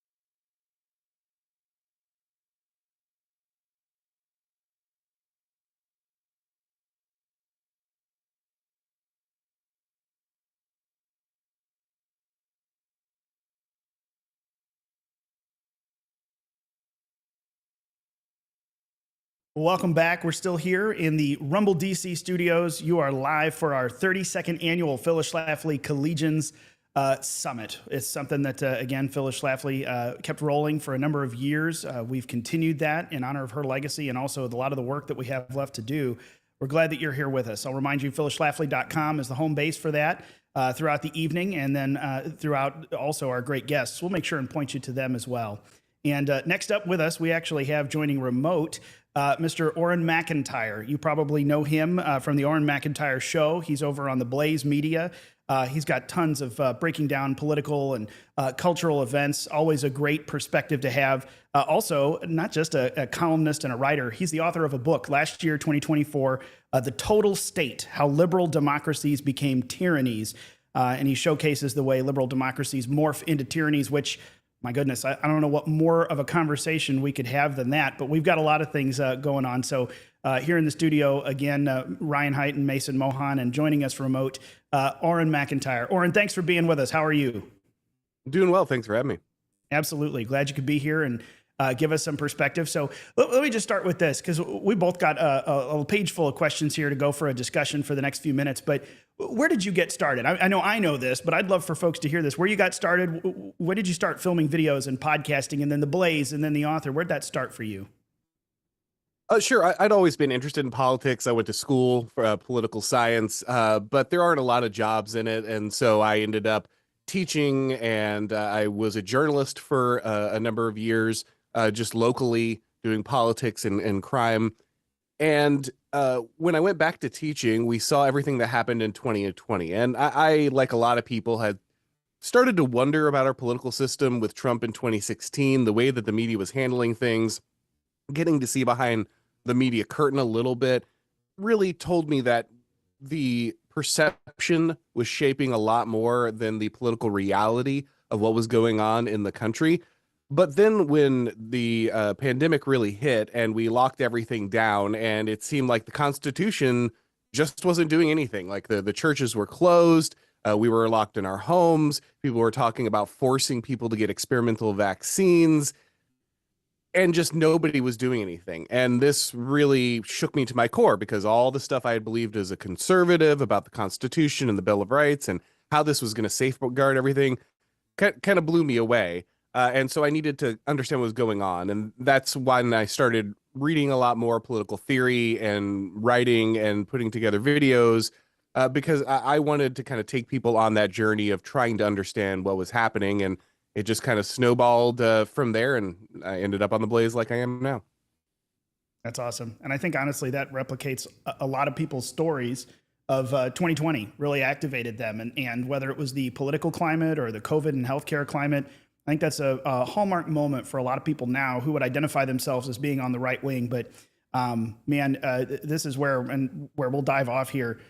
You know, your perspective always comes back to a lot of the historical implications, the Constitution, where we started, and it's not just the political moment we're in now. You know, Trump 2016 or 2020, which I think did a lot of people. That's where, you know, it kind of motivated them into the political side. But for you, a lot of it comes back to, well, hold on, we're a constitutional republic, or we're a constitutional republic. That's how we were founded. So how does all of this measure up against that? So I mean, really, that kind of dives us in. You know, you encapsulated a lot of this in your book, The Total State. And I mean, what would you say? Did the United States start as a constitutional republic and then shifted over to a liberal democracy, which is what we've become, what we're seeing the result of? How would you describe, and when would you describe that major shift as having taken place? So the thing that is, I think, unfortunate about deifying the Constitution in the way that we have is we start to ignore historical realities. I think that we should recognize that the cycle of regimes is something that is so old that you can read about it in Plato and Aristotle. This is just a classic understanding of how nations mature over time. And so no regime is eternal. No one understanding of how a people will live or a country will be governed is going to last forever. But because in the United States, we kind of abandoned our other senses of identity, both religious and as a people, and kind of went all in on this idea of like a completely propositional nation constructed by a document, we come up with this idea that the document, as long as it exists, therefore means that the government will be the same no matter what. And the truth is that the government, the document itself, is a reflection of the people and the way that they live their lives, not the other way around. The document doesn't make the people make the document. And so we did begin as a constitutional republic. That is absolutely the way the United States was designed to operate. However, just like every nation throughout history, we grew and we changed. And one of the things I try to lay out in the book, and I've been trying to hammer home, is that republics, by their necessity, have limitations. Again, this is in literature all the way from Aristotle to Machiavelli to our own founding fathers, who were, obviously heavily influenced by both. And they both point out that ultimately, if you continue to scale, if you continue to grow, if you have an imperial republic, that will necessarily change the type of government you have, because the need to expand that government, to grow it, to have it constantly control more and more, will pull it away from its original existence as a republic. And so one of the problems that we're facing now is we're slowly starting to realize that we walked very far away from the Constitution, and we don't know how to go back, because we want to maintain kind of a global empire while also keeping our identity as a self-governed constitutional republic. And we're slowly coming to the realization that it's difficult to maintain both. Awesome. Yeah, and as we kind of morph into this post-liberal democracy, you describe us going into a tyranny, and there's this really interesting idea of anarcho-tyranny, which I know that you've mentioned and written about, and I think it comes from Sam Francis, but this idea that there's we talk about double standards a lot these days, especially in the justice system, and the way that things are prosecuted differently. But I think 2020, aside from COVID, really showed that with with the Black Lives Matter protests that ravaged the whole country. And meanwhile, most people weren't able to go to funerals of their loved ones. They weren't able to go to church, but then people could go protest throughout every city. And that was actually, so I was wondering if you could talk about this idea of anarcho-tyranny, where, some people have total freedom to do whatever they want, this anarchic situation, whereas others are undergoing tyrannical rules and unable to operate in any way. So, like you said, Sam Francis came up with this term, anarcho-tyranny. And the core of anarcho-tyranny is when the government is giving preferential treatment to the people it can't control and is exerting additional control on those which it can. So one of the dynamics you get as your elites separate from the interests of the people is they start welcoming in other peoples to replace those that they no longer want to govern. And when they do that, they are usually bringing in an underclass that is dependent on them. They're bringing in people who are going to rely on them for handouts and benefits, for their social standing, because that, as a politician, makes you more powerful. If you have established people, a true middle class that has its own property, its own civic organizations, its churches, its families, they're far less likely to let you do whatever you want to do. But if you have people who are very dependent on you for everything, they're more likely to simply take what you give them and kind of just support you no matter what. As this dynamic rolls out, it becomes more and more in the favor of the elites to punish the middle class, punish the established people who have these natural bonds, these natural ties, this ability to push back against government control. It behooves them to start punishing them, and simultaneously they give their kind of their foot soldiers, the people they imported in order to become more powerful, they give them more and more carte blanche, because they are it's like a pressure release valve that allows them, you kind of let them raid the countryside for a little bit to satiate what they want. It has a dual purpose. It cows the middle class, it terrifies the middle class, and it empowers your supporters simultaneously. And so you get this dynamic of anarcho-tyranny where the law exists, but it really only applies to those that would follow the law in the first place, which tend to be the middle class, the more natural inhabitants of the country, the people who are established. Those are the only people who follow the rules. The underclass is more likely to not care. They can violate the law and they won't be punished. One, because they're clients of the regime, but also because they're more likely to be dangerous if they are punished, right? We have this entire kind of edifice, intellectual edifice about how any kind of punishment of a minority or any of these things is de facto racism, and that's the most evil thing that could happen in the world. And so there's political, there's logistical, and there's moral incentives to structure your society this way. Once again, the elites have separated themselves from the interests of that middle class, that core group of Americans. And I think that's why we've seen the anarcho tyranny ramp up more and more and more, because that dynamic of unrooted, unmoored elites relying on the underclass they've imported has become more and more stark. And I think we kind of see wokeness or progressivism as the glue or the ideological dressing that kind of holds this together. But going forward, 2020 was 5 years ago. It seems like that doesn't exactly work the same way it's supposed to. A few weeks ago, you wrote about Pride Month, June Pride Month, which back in 2020 and 21, that was it was hard to get away. But this month, it didn't seem like they were bashing us over the head with it as much. It was kind of easy to forget that was happening. And I'm wondering, because you've had this a running dialogue with a few people about the state of wokeness and whether it's going to ramp up or whether it's going to go away. And I was wondering if you could talk about whether or not wokeness or progressivism still has the same teeth that it used to, whether it comes to the way that government policy is structured or the way that people can be canceled and pushed out of organizations and lose their livelihood. It's become a really interesting dynamic because obviously, previously wokeness was mainly racial, right? Like this was the racial groups were the ones that were highlighted in the oppressor-oppressed narrative, that kind of thing. But when the sexual groups received their purchase inside everything, we started to see a shift in wokeness to be more about that identity, right? It's more about embracing this decadent sexual identity and normalizing it. That's why the pride parades got pushed to the front, that kind of thing. Well, it turns out actually Americans might sit around and for racial lectures, but when you start cutting the genitals off their kids, they actually do stand up. And so the left was quickly recognizing that the same accelerating, browbeating dynamic that was working for them racially was not working for them sexually. They had overplayed their hand in this arena.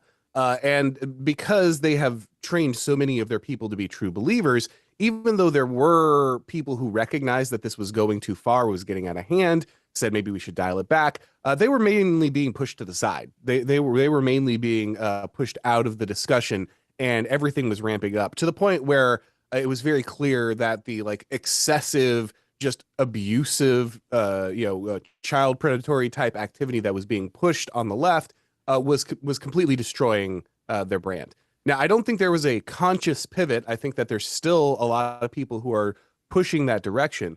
But what we are seeing is that wokeness is morphing back into something racialist. And actually, more specifically, it is becoming third worldist. A lot of people predicted that the left would pivot back to economic issues instead of the woke stuff. But they actually haven't really been able to do that. Bernie Sanders and his ilk have more or less been, they're not particularly powerful inside the party anymore.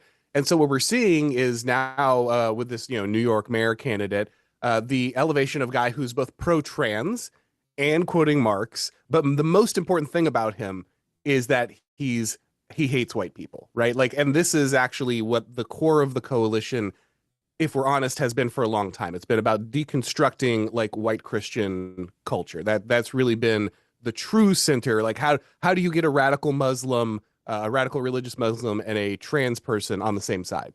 Well, because they hate one thing, right? Their ideology doesn't actually overlap, but they will build a coalition around this. And so I think that we're just seeing a naked pivot to this, which in some ways is super ugly and dangerous, but in other ways kind of puts the cards on the table for people, right? We don't have to, is it all Marxism? Well, some of it's Marxism. Is all of it, gay pride? Well, some of it's gay pride. But at the end of the day, the one thing that all of these groups have is that they don't like white Christian society. And so that seems to be where they've settled. And at this point, the left is surprisingly comfortable with embracing third worldist ideology, I think, as the core of wokeness. Well, and Oren, to tack onto that, and I'm not going to rehash it, folks. If you want to see the whole rehashing, you can go and just hit up X and search for Oren McIntyre and James Lindsay, and you'll see a lot of reading that you have to do. But to the point of that conversation and to a lot of the others, the right is making a little bit of a pivot now. And I would say the pro-Western civilization defenders are coming back to the forefront of the discussion. And of course, that's being met not just by the left, but also by folks on the right with some, well, with a little bit of chagrin and quite a bit of resistance. What would you say? I'm kind of curious if you could encapsulate that for us, for those of us who are making that shift, where it's really about a value system and it's about the values that built Western civilization as we're trying to rebuild. Again, our theme for this year's Collegians is building America's golden age. As we are looking back to what made this nation, to what made Western civilization great, how do you recommend we continue to march forward, preaching those values, talking about them, and not allow ourselves to be pigeonholed? I know we know how to fight the left, but not allow ourselves to be pigeonholed by folks on the right who are resistant and wanting to stay muck and mired into, I don't know what it is, the 20th century version of conservatism that hasn't really gotten us anywhere. How do we effectively move forward in that with the right-wing opposition we have? Well, I think a lot of this from people on the right. You can't see me doing the air quotes right now, but we heard them. We heard them. Yeah, a lot of people on the right were on the left 10 minutes ago, and almost everyone. I really have a hard time thinking of people who have been right wing their whole lives and suddenly find a problem with the current direction of the right. It's almost exclusively the "I didn't leave the left left me" types coming over and saying, "Oh, well, I didn't like this certain amount of wokeness, but now that I think it's over, I will dictate to you how you're going to run your movement." And to be fair, this is not new. That we have a word for this. It's called a neoconservative. That word has become many things to many people. A lot of people now associated with war and all these things. But its most basic definition, it's a new conservative. It's somebody who was not conservative, but they shifted their viewpoint. The thing is that most of them didn't actually shift their viewpoint. They really just want a place where they can be 1990s Bill Clinton liberals. And that's what a lot of people like James Lindsay want to do. They want to make conservatism safe 1990s liberalism. Now, I think when we're talking about where the right is going, we're starting to recognize, as we discuss the desperate need to end illegal immigration, we have to start articulating why, right? And we can point to statistics and all these things, crime and economics and the costs and everything else involved. But at the end of the day, we all know there's kind of a moral argument behind why we need to stop mass immigration. And one of the reasons, and this is why I think, Elon Musk with his America Party and these things are so short-sighted, is that the way we want to live our lives, the principles that you guys are talking about that we want to forward, they came from somewhere. They're not disembodied. They're not just this free-floating thing in the air. They came from the way that our ancestors lived their lives. They came from traditions. They came from the beliefs. They came from Christianity. They came from Europe, and specifically they came from Anglo-Americans. This is how we built the United States. And I think, when we're asking the question, Matt Walsh got a lot of traction, and rightly so, by doing a very funny movie called "What is a Woman?" Right? Because a basic answer that the left couldn't give. Well, the new question is, what is an American? Right? And Samuel Huntington, Clash of Civilizations, famous author, not a man of the right. He's a center leftist, worked at Harvard his whole life, right? But he wrote a book called "Who Are We?"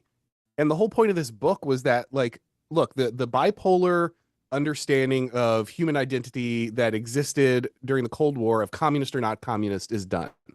And after that, we're going to have to struggle with non-ideological identities again. We're going to have to return to more organic identities and not just these purely, supra identities that conquered the globe. And his point was, for America, and again, guy of the center left, this is not some hard right guy, this is not some right-wing radical. He said, America is, at its essence, an Anglo-Protestant nation. It was built on English law and custom and Christian values. This is who we are as a people. Now, being a man of the left, he said, of course other people can come in, they can join that, they can become a part of it. You don't have to just be Anglos or even just have to be Christian, but you have to understand this is the core of your identity. You have to understand that this is where your values come from. And if you get rid of all of the people who held those values, you also get rid of the values. And so when we have discussions about values and principles, those are, of course, critical. But when we completely disembody them from the people they came from, then we start to have difficult times understanding why something like mass immigration is wrong. When you recognize that, ethnically cleansing the United States of its inhabitants so you can drive down wages for corporations will also get rid of the very values like limited government, then you recognize that actually changing the population has serious consequences for the values too. They're not separate. And that scares, James Lindsay liberals, because they want to believe in the 1990s version of, Bill Clinton, liberalism. But that just won't hold. We can't continue to operate our society that way and believe we're going to hold on to the values that we purport to share. And this is so exciting to me because as someone who's worked in and been around the political scene for a long time, one of the big questions that's plagued us as the real authentic conservative folks on the right inside the Republican Party is, man, Republicans are terrible at making emotional, moral arguments. It's always been about numbers and statistics. And even if we're right, that doesn't mean that people are listening to you. Now we really have a very compelling, authentic opportunity to talk about something that matters. It's not just numbers. Case in point, what you said, illegal immigration. It's not just numbers. It's not just, because we have to obey the law. No, why? Why do we have to obey the law? Where does it come from? Why does that matter to us as a people? Now we get to make some big identifying, moral and emotionally charged arguments. And I mean that in a good way. It's a real golden opportunity that we have to do that right now. How would you say in the era of Trump, with what they're doing, with how it's going? I know obviously we only have 3.5, really 1.5 years left of the current status quo before it changes, before the midterms or another presidential election. What trajectory are we on with this? Are you happy with where we're going? What grade, I guess, would you give where we are? And then what more do we need to do to encourage the Trump folks and Congress to move the right direction? And, basically, how are we doing and where do we keep going? Well, it's been an interesting week to evaluate that. The Trump admin has been having a pretty difficult week this week. And so it's an interesting time to have that discussion. I would say that we're making progress. Obviously, and I don't think that Trump gets enough credit for this. The border went from letting in 8 to 10 million people during the Biden administration to functionally being closed under Donald Trump. That's a huge win. Like, no matter how you feel about Trump, no matter how you feel about what else he's doing, that's a massive sea change. That literally, excuse me.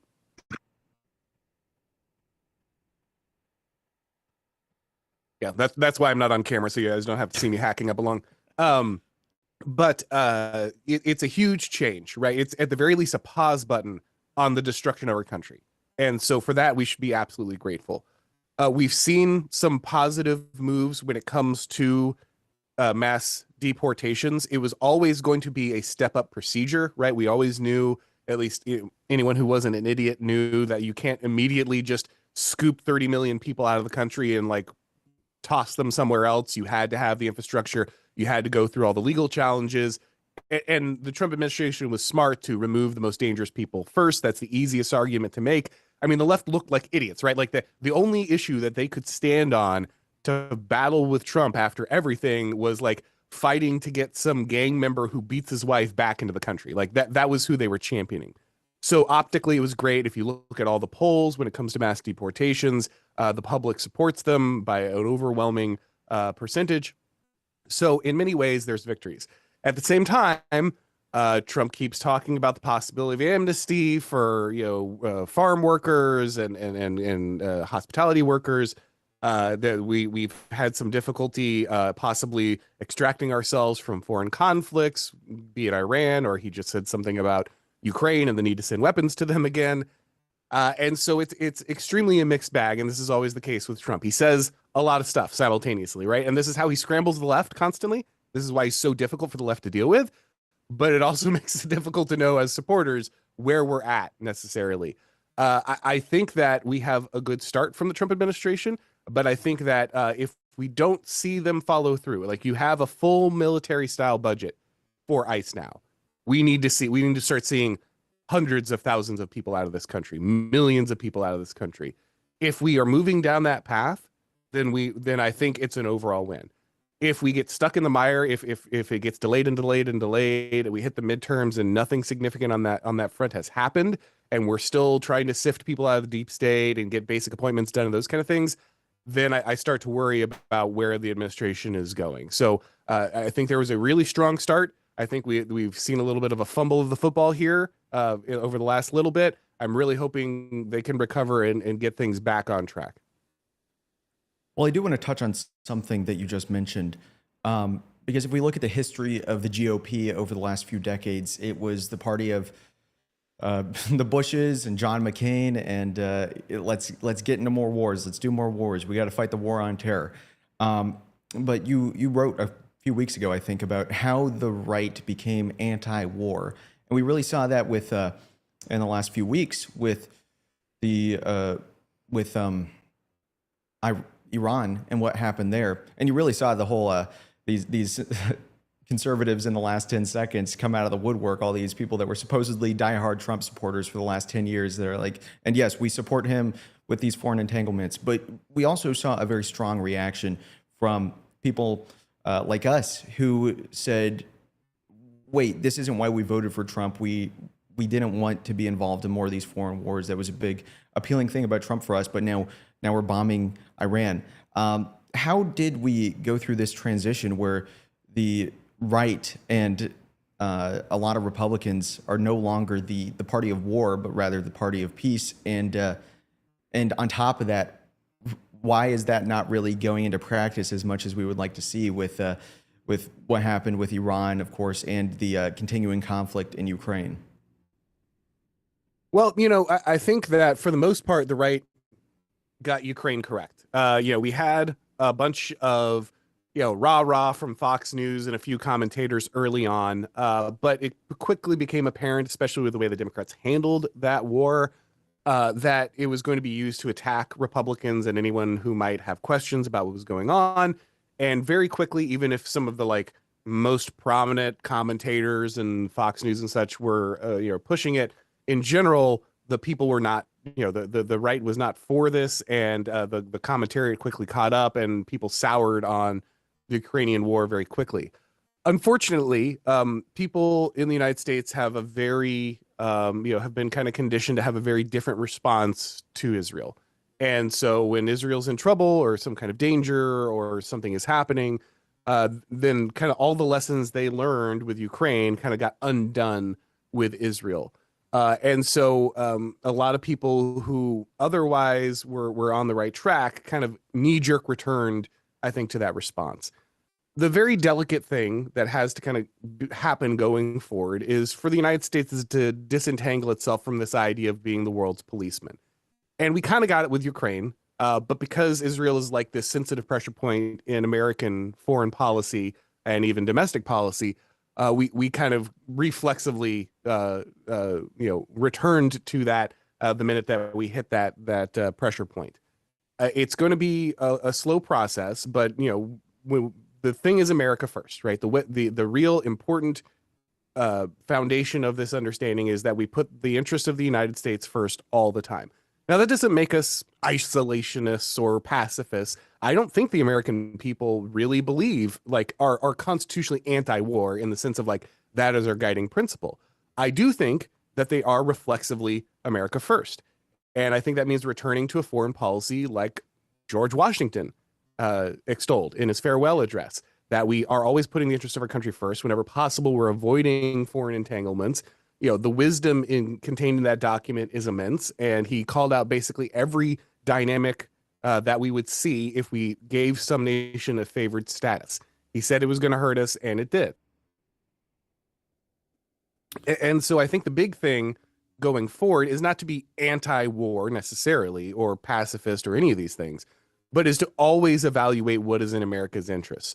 And I think if you keep that as your guiding light, then you will make wise choices and you will reduce the amount of foreign wars you're involved in. Not because war is always evil or something you should unilaterally oppose, but because in general, the United States does not need to be involving itself in many of these wars, and it's doing so against its own interests. And remember, of course, it's the boys from Appalachia and Texas that are fighting these wars, right? It's not the sons of liberals. It's not the sons of East and West Coast blue elites. It's the sons of the South. It's the sons of Middle America. They're the ones that are really going to fight these wars.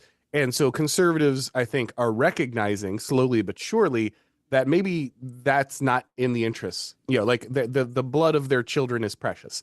And if it is to be spent, it should only be spent in protection of the United States of America and no one else. Well, Oren, let me, in just our last very few minutes here, let me ask one more question and bring it, well, no, one more. We'll have a wrap-up question I think Mason will want to ask at the end here, but let me bring us back to a little bit further or earlier in the discussion, talking about, the fact that we are a constitutional republic, or we're a constitutional republic. When it comes to where we're going, we've obviously seen changes throughout our time. We began with the Articles of Confederation. Obviously, the founders came back pretty quickly, renewed that idea with a more powerful executive, a chief executive. We got the Constitution, which has been a gold standard, I believe, in history. But the reality is that good enough for where we are now? As we're fighting to throw off the deep state, to get ourselves unburied from the bureaucratic administrative nightmare, move forward into a new era of what it means to be an American, is returning to the Constitution, returning to that separation of powers in our three branches of government. Is that strong enough? Do you think that there's something further that's going to be needed to defeat the total state? I mean, if we're going to slide back into the democratic, the liberal democracy style that we've had the 20th century, that's not good. Can we really return to the Constitution and that'll do it? Or is there something further or different that is needed for this next era of returning to Americanism? I don't, I've said this many times, I'm short on the American government, but I'm long on the American people, because the government is not the people, and their well-being is not one and the same. And so I think for the American government, something significant will change. I think that we cannot ever truly return to the Constitution. The only way out is through. However, we can carry those traditions and beliefs and values forward. Now, if we want to be a constitutional republic, and I don't think that's entirely impossible, but if we do, we must address the issue of scale. And that is something that is very difficult because all of these other powers, China, Russia, other significant powers, they want to have large centralized states, right? Like that is not a problem for them. But for us, if we want to live in the way that our founders intended, we cannot maintain that type of state and also expect to enjoy that level of freedom. And so our options are either to scale down drastically as a nation, or to embrace the fact that we will not be doing that, and to find a way to honor the beliefs and the values of our founders while also embracing the fact that in the current system, the current paradigm, we have to find another way forward. I don't know which way it's going to break. I don't even know that we're going to make a conscious decision to do one or the other. I think a very likely outcome, which I outlined in my book, is that the regions of the country that are governed more functionally will draw people to them. We'll see a great sort. It's already happening in my state of Florida. A lot of people came here during COVID to be next to people they actually share values with, so that they won't be locked in their homes and forced to inject themselves with something. But as that dynamic evolves, we will probably see more and more regional governance, and that will allow the possibility of a return to a more Republican style, or at least a federated republic, which was the intention of the founders. Again, it's hard to predict in the crystal ball which way we're going to go, but it will be one of those two ways. There is no other path where we just maintain a global empire of a gigantic scale and also return to constitutional principles. There's a limit to the type of government our founders created. They knew this. This is not me bringing criticism. This is me pointing to the very tradition they were drawing on. They knew this fact about the type of government that they created. And we need to acknowledge that fact if we want to be able to function in the tradition that they placed us. So to wrap up, we've got one last question. The theme for this year's Phyllis Schlafly Collegians is building America's golden age, based on what Trump said in his inauguration speech, that the golden age of America has begun. So that's our concern now. Now it's time to do the work to build America's golden age. And we want to know, what is your top priority for the most important thing that needs to be done to build the golden age of America? Well, at a macro level, I think it is deportations. I think in order to return to a stable society, one where we can build brotherhood and shared values and culture, we have to have at the very least only the legal occupants of the country being involved and interested in the country. However, on I think a more practical and macro or micro level, something that the people watching this can actually do, I think it's critical to remember that as great as Trump might be or not be, he was never going to change the whole system by himself. It's not just a top-down problem. It's also a bottom-up problem. We cannot defeat the total state. We cannot return to a constitutional republic in any way, shape, or form if we are not virtuous. The core that our founders told us over and over again is that our Constitution can only govern a virtuous and religious people. And if you're neither virtuous nor religious, then the Constitution can't govern you. That's not my judgment. That's literally what the founders said. And so practically what we have to do is we have to better ourselves. We have to become worthy of leadership and governable by the Constitution by restoring that virtue. And we also have to build the local community organizations and infrastructures that will allow people to inculcate virtue, to cultivate virtue, and to rise to the occasion and become self-governing. And so I think it's really important to recognize that while Trump might be a pause button on the destruction of our country, it still falls to us. And that means we need to get more involved in our communities. We need to be building families. We need to be building institutions. You said building in your question, and that is the key word. We should be building all the time. That is the answer. We need alternatives. We need localization. That's what's going to allow us to, again, live in the mode of what our founders intended for us in the first place. Absolutely. That's awesome.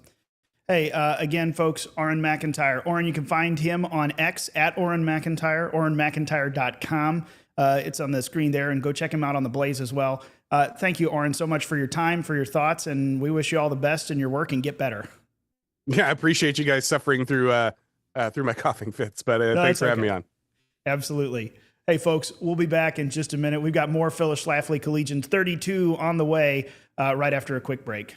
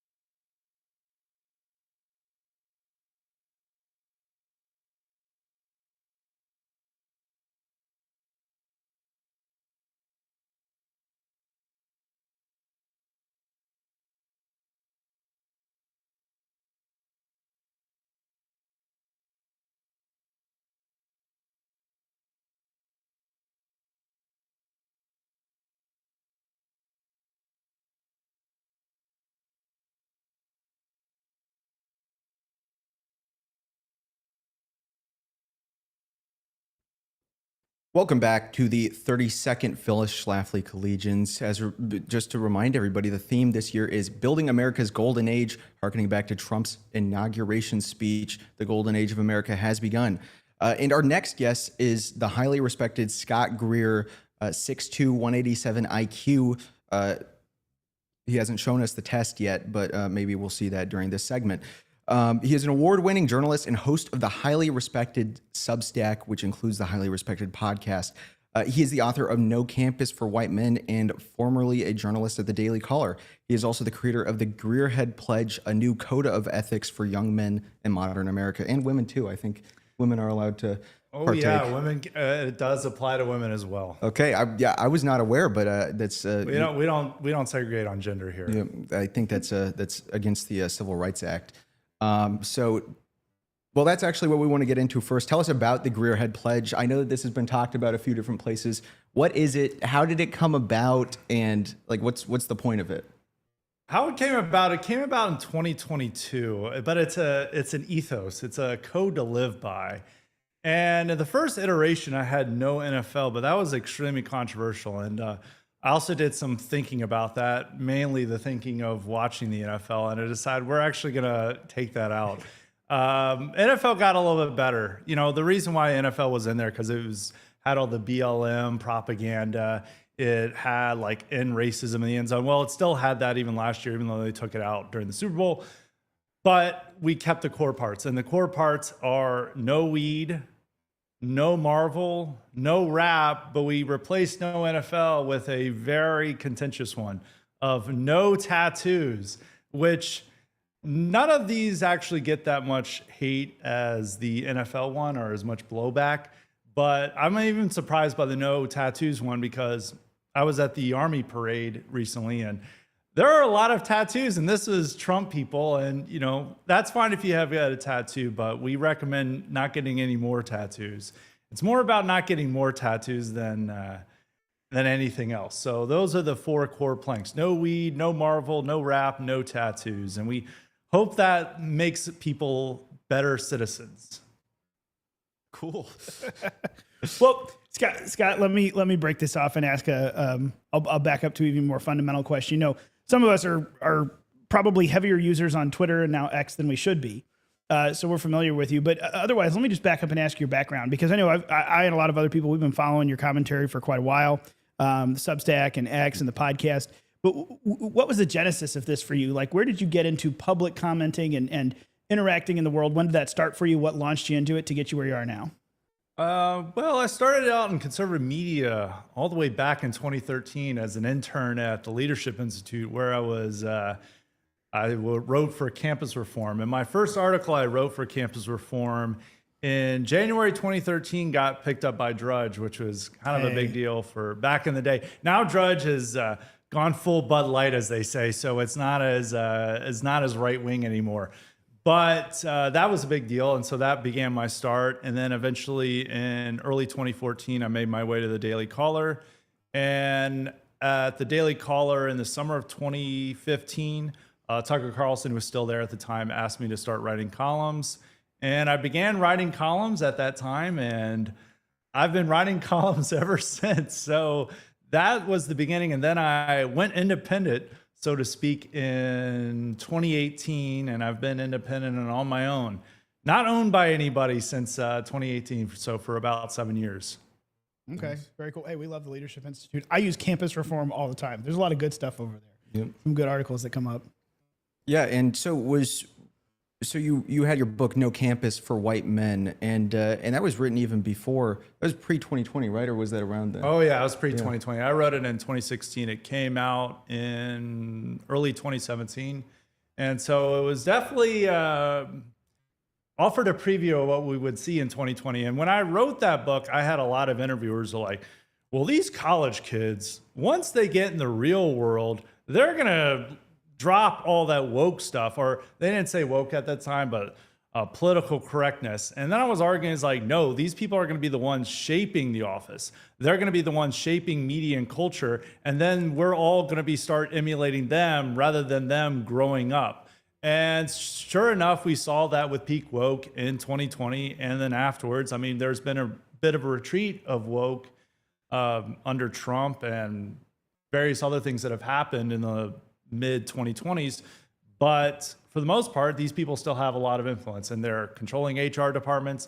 They're the ones managing being the DEI officers at companies and at universities, and academia is still very much into these ideas. And when I wrote the book as well, I wanted to highlight the anti-white racism element, which conservatives at that time were talking a lot about campus insanity, but they wanted to discuss like, oh, these guys, they don't respect capitalism or free market, which is true, but that wasn't the real thrust of their arguments. It was very anti-white at that time, and there was a lot of other things that we saw that would blow up during peak woke.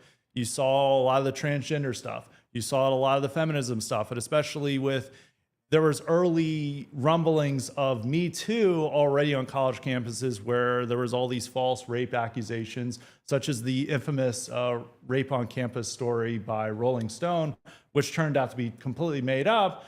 But UVA still banned Greek life, or suspended it for a few months, over a fake news story. And so all these things were happening in the mid 2010s, and I felt it was necessary to write a book about it. And unfortunately, a lot of the things I predicted about all this campus insanity infecting the rest of society came true a few years later. Yeah, and it feels like it wasn't really even until the last couple years that normal mainstream conservatism even was willing to confront the issues of anti-white racism. That's prescient to be writing about that in 2016. No, I was going to say that's one of the things that's been interesting to see. And I know that's one as Gen Z really moves farther to the right. It's interesting that we are finally picking open some of the topics that we don't talk about. In fact, I saw just today on your Substack, you had an article about Doug Wilson and theocracy. There's this shift of it's almost, well, I don't know what to say. What would you call it? The Overton window that the left just jammed open to this incredible extent. I feel like it's not just being shoved back to where it was. I feel like the right, finally, the cultural right, is starting to shove it in a different direction and say, no, I want to talk about some of these things. And when it comes to American identity and, immigration and a bunch of other stuff, there is a very unique movement that's happening, particularly, it seems, among young men. They're saying, wait a minute, this liberal Democrat, Democrat-driven, democracy-style system that's just really an oligarchy. This is terrible. This is terrible for us. This is terrible for young women. This is terrible for families. This is terrible for America. What do you think why did that happen? Is it the era of Trump? Is it something else that really someone in the right grabbed the Overton window and not only shoved it closed on the left, but started to move it open into a new realm? When did that start in your estimation that you've seen it? Well, it started with Trump. I mean, obviously, when he came down the escalator in 2015, that opened up this whole realm of possibilities that wasn't there before. And nobody else was saying this stuff before he came down the escalator and was talking about the issues that the base actually wanted to talk about. Because if you compared him to the rest of the Republican field was wanting to pretend it's 1985 again, and they're all competing for who can be the most Ronald Reagan-esque. Reagan could have did some good stuff, but it's, the 2010s, it's a different era. But everyone was trying to emulate Ronald Reagan and talk about the same issues that Ronald Reagan talked about 30, 40 years ago. There needed to be someone new to shape that discourse, and that person turned out to be Trump. Now, when Trump was first running, as you guys may know, there was a lot of hostility towards him, not just from the mainstream media, but from conservative media. And even you could argue during the primary, there was more hostility towards him by a lot of conservatives than even among liberals. But he dragged the right with him over the next 8 years to be more like him and to emulate his message. And it just kept picking up. I think it's the right became more online. And in online, there were all these ideas that traditional media would keep away from proper discourse or keep away from mainstream discourse. And then the internet would allow these ideas to percolate and to gain a new audience. And when Twitter didn't have censorship, these ideas were able to gain a new audience and gain new adherence. And then at the same time, the left radicalized more. And so if you were talking about anti-white racism, say in 2010, they'd be like, well, these are just crazies on campus. We don't have to worry about this. But then when you see Democratic politicians saying the same stuff, or when you see, Biden's UN ambassador saying that this country is founded on white supremacy, then people are like, actually, this is something there. And most importantly, when parents began looking at what their kids are learning in elementary school, middle school, and high school, and it's teaching them that whites are inherently racist and white privilege and all these very deeply racist concepts, then they're like, this isn't just limited to campuses and a few fringe people. This is taking over the country. And that made people more open to more radical ideas on the right. And I think also when Elon Musk bought Twitter and turned it to X, even though Elon's turning against Trump now, that also delivered free speech back to X. And now X is more of a right-wing propaganda vehicle, even though people will dispute that. But compared to how it was in, say, 2019, where it was entirely liberal and even disagreeing with liberals could get you banned, to now where very right-wing content can get like 200,000 likes and then shared by Elon and shared by prominent people in the administration, that changes the discourse. And so and it also seems that people are much freer to express these ideas than ever before. So it seems like that's kind of a double-edged sword in some ways, though, because you have this term for the insane clown party, where it seems like there's a lot of people out there that are just performing for the new free speech, totally open Twitter. So it's like people that should be in very serious positions trying to go viral and trying to emulate Trumpism. So like, what is this insane clown party thing, and like, how do we distance ourselves from it and keep ourselves from getting caught up in the whirlwind? Well, insane clown party is a big tent of entertainment, we'll say. But the insane clown party, it's one of the downsides of the changes in the right, in that, you know, Trump himself brought along a carnival aspect to the right.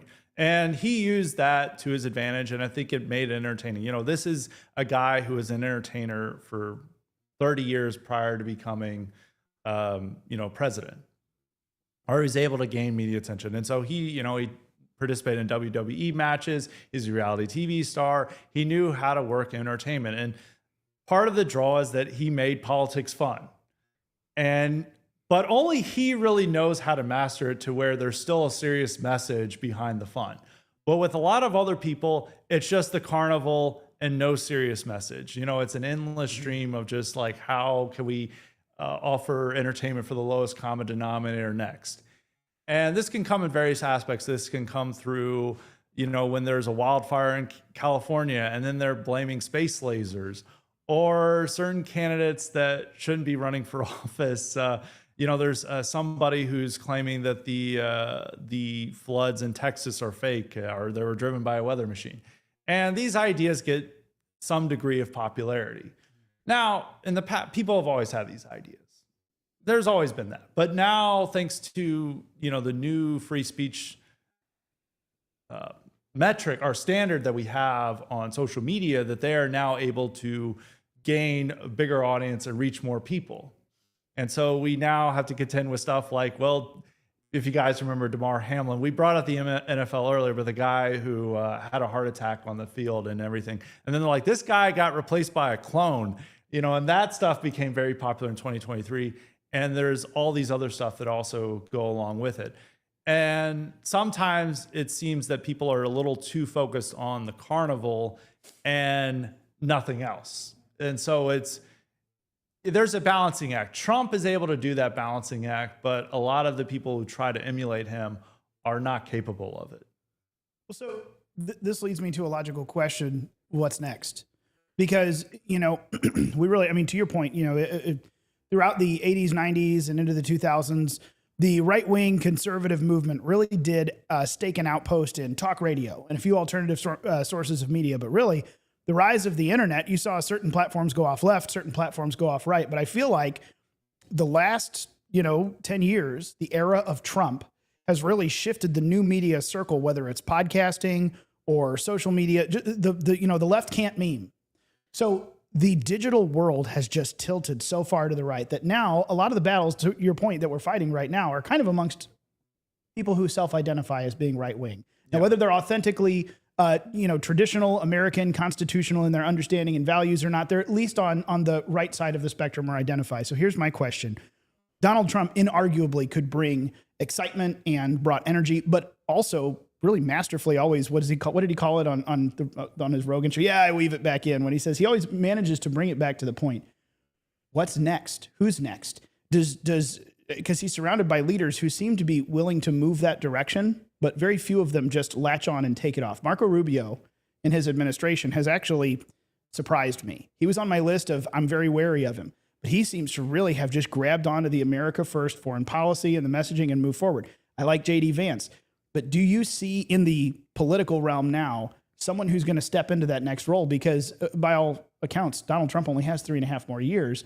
and then he steps back. Do you think he'll stay as a driving force? Do you think in the political side we have someone to move to? Or is all of this right-wing shift that we've had going to just kind of tumble because it doesn't have a central figure anymore? What do you think in there? Oh, it's not going to tumble. Trump's still going to be the central force even when he is no longer president or he's no longer running for office. The 2028 primary is going to be a competition for who can be the Trumpiest. And for many years after he departs office from second term, or if he tries to run for a third term, I don't know whether that's going to happen, but he is going to shape the Republican Party. And in the same way, it's how Ronald Reagan shaped the Republican Party. And that, I brought this up earlier, is that nearly 30 years after he left office, still Republican candidates are trying to compete for who can be the most Reagan. You're going to see that for the future with Trump candidate or with Republican candidates. You're going to see throughout the 2030s, everyone's going to be competing for who can be the Trumpiest candidate, and probably even into the 2040s. And as long as Trump is alive, there's going to be this enthusiasm for him. And he's going to be a central player in Republican politics. And people are going to be worried about betraying his legacy. And also he will be attacking people who he thinks are moving in a direction that he doesn't like. He'll even have more of an impact than Ronald Reagan had in the 80s. And he's also shaped the party more in his image than Ronald Reagan did, because Ronald Reagan had as his successor George H.W. Bush, who was not very Reagan-esque. And even if you look in 96, his Bob Dole wasn't even that Reagan-esque. Actually, if you look at all the candidates, despite them all saying, like, I'm the most Reagan, very few of them were actually very Reagan-esque, going from H.W. Bush to McCain.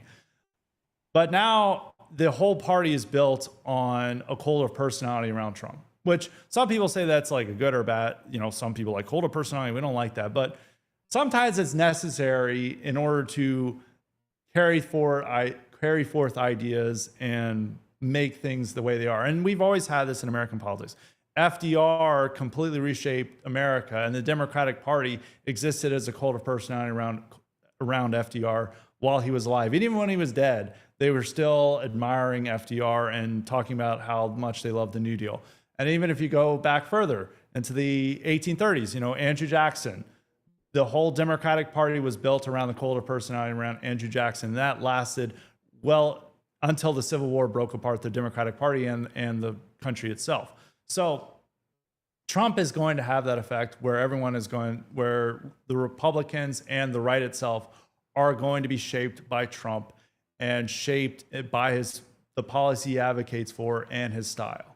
And so there was fears, and I had these worries that when he left office in 2021, that this might depart with him. Mm-hmm.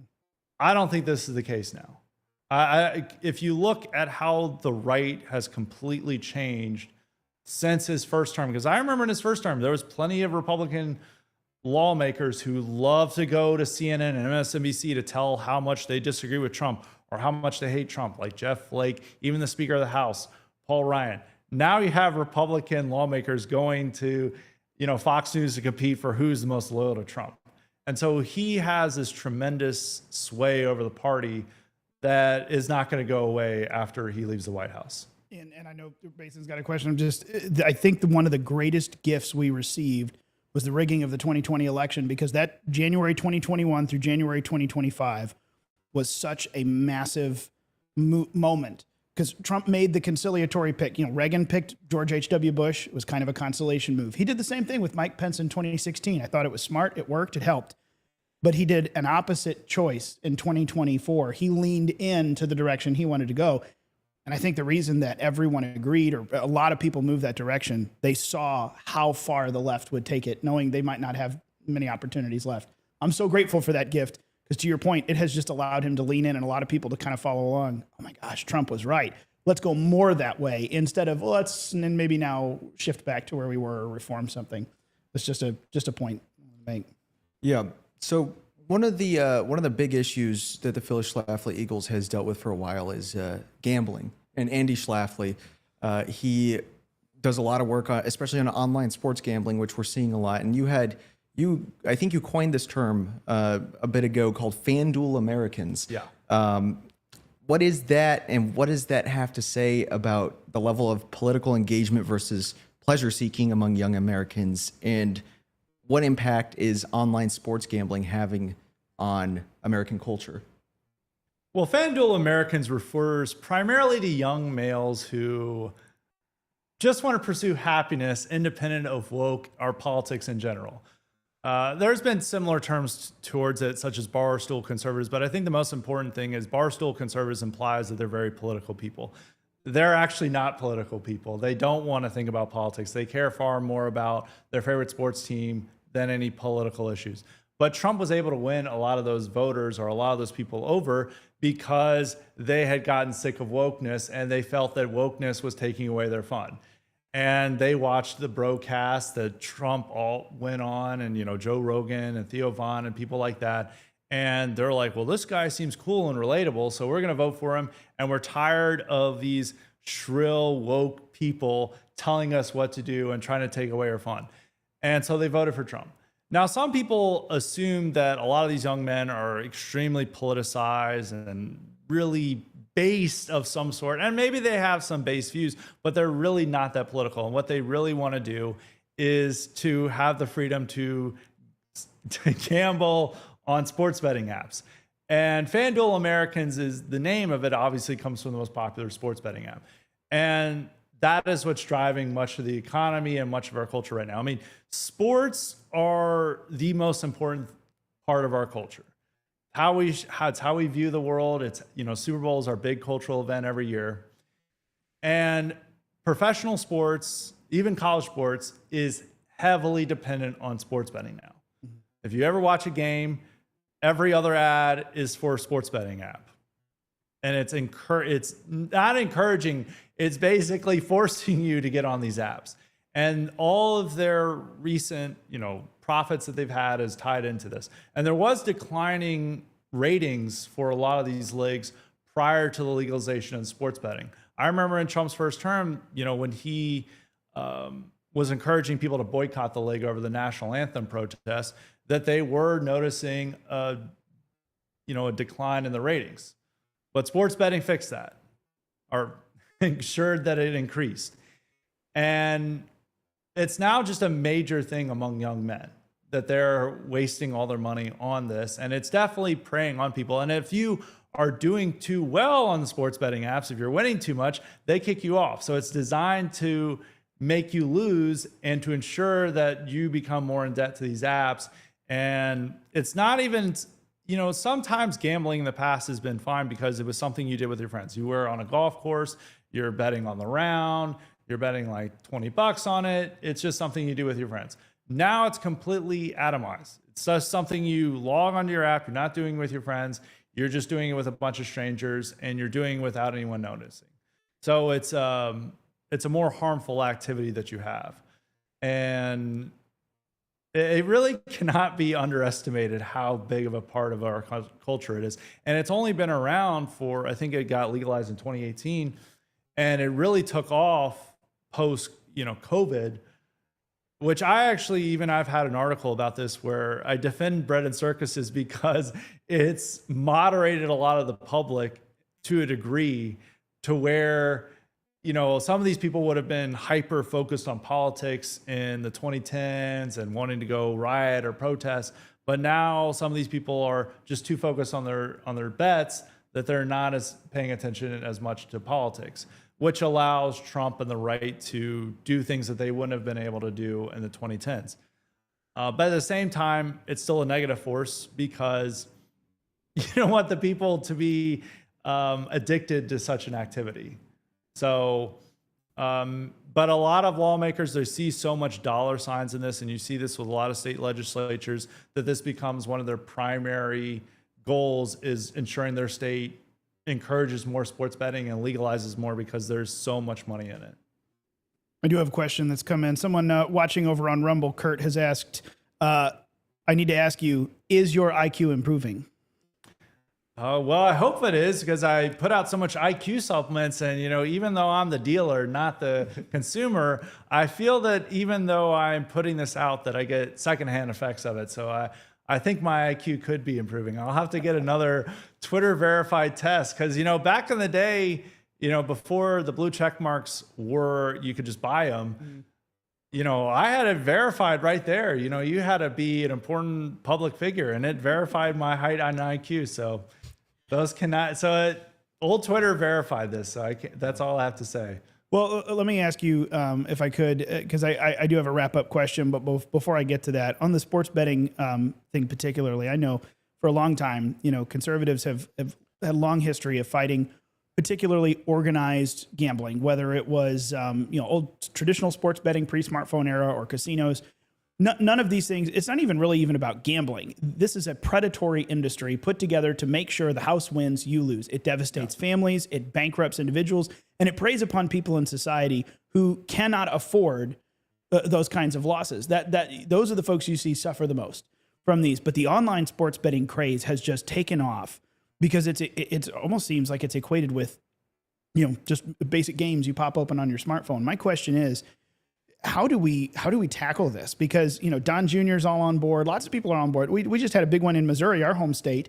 We legalized sports betting on a ballot issue as a constitutional amendment of all things. It's not a constitutional item, and yet here it is now solidified in our Constitution. But all the major sports teams were on board. All the major sports teams and former alums are getting cuts. They're doing ads. They get a payout from it.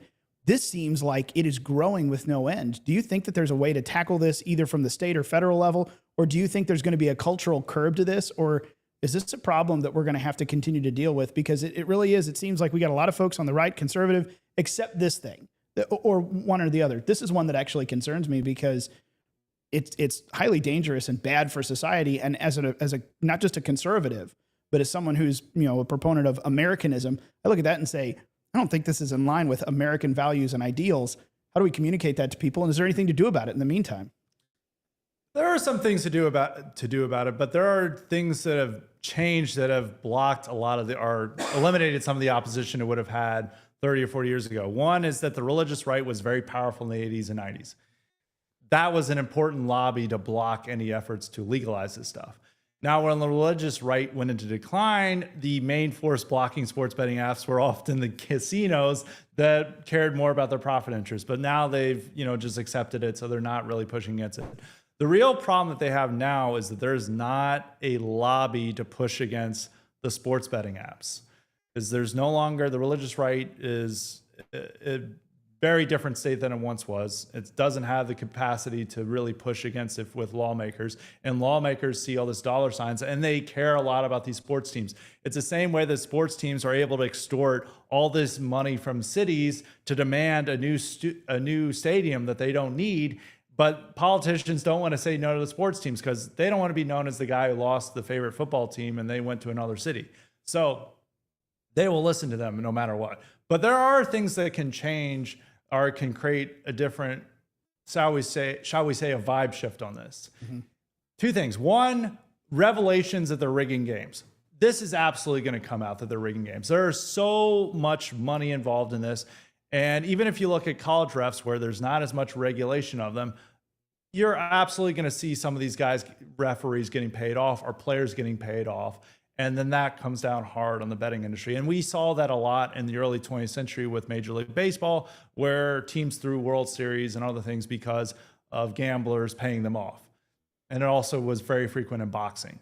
That is absolutely going to happen. Or there could be a tragedy that strikes where a popular athlete gets murdered or has an attempt to murder because some guy bet all this money on him and then he didn't catch the game-winning touchdown and then he comes after him.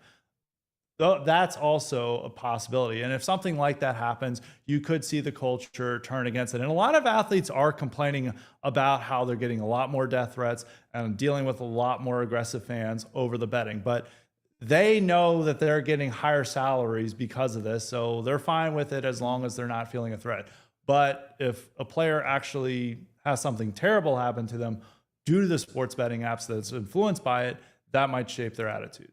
And that would certainly change the attitudes of the country. You think there's any chance some of the more sports purists might be a part of this? Because I'm hearing a lot more than I did even a year ago. People saying, the sports betting is ruining this thing that I love, these sports, because now people aren't, cheering or booing because their team, got a bad call or their team won the game. Now your team may have won, but it wasn't the spread that you bet on. So you're hacked and you're mad about something. And I know a lot of people who are here for sports, our American Coliseum, this idol, which I wasn't happy that it was an idol, but now I look at those people and say, are you going to be the ones who finally say, everyone stop? The sports betting is ruining this thing that we love because you're all focused on the spread or the this or the that instead of the game that we loved and the people and the stats.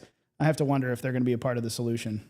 Oh, absolutely. I think if it comes out that they're rigging games, that's gonna really tick off sports fans in general, and that will launch investigations because that's fraud.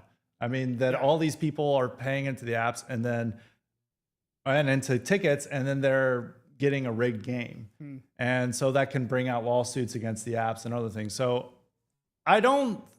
there are potential challenges that are happening because it's such a negative force that you're going to have bad things arise from it. And there is absolutely going to be more rigged games. I mean, there's probably already rigged games now because of this. I mean, even with some of the regular season NBA games, like players will just sit out certain games, and then people are claiming that maybe this is due to the bets that are going on. So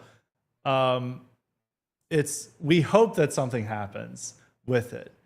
But it is like one of the negative aspects we have about this country is like, you have growing drug use, you have growing gambling. There's all these vices that are part of this country now that you hope that there's a pushback against it. And that's one of the things that you hope that happens. And I think that's why a lot of people are turning to more right-wing radical ideas is because, compared to the 1980s, I mean, as long as you didn't live in a certain city, things were pretty nice. If you lived in the suburb, it's why there's so much nostalgia and there's all these meme videos about how we need to return to the 80s. Because if you lived in a suburb, it was very nice. Now, if you lived in, say, Detroit or Washington, D.C. at the time, not so nice. But now, even if you live in that nice suburb or live in the heartland, you experience these things even more than, say, the urban areas. Like drug use is probably more in your face in a lot of heartland areas than anywhere else.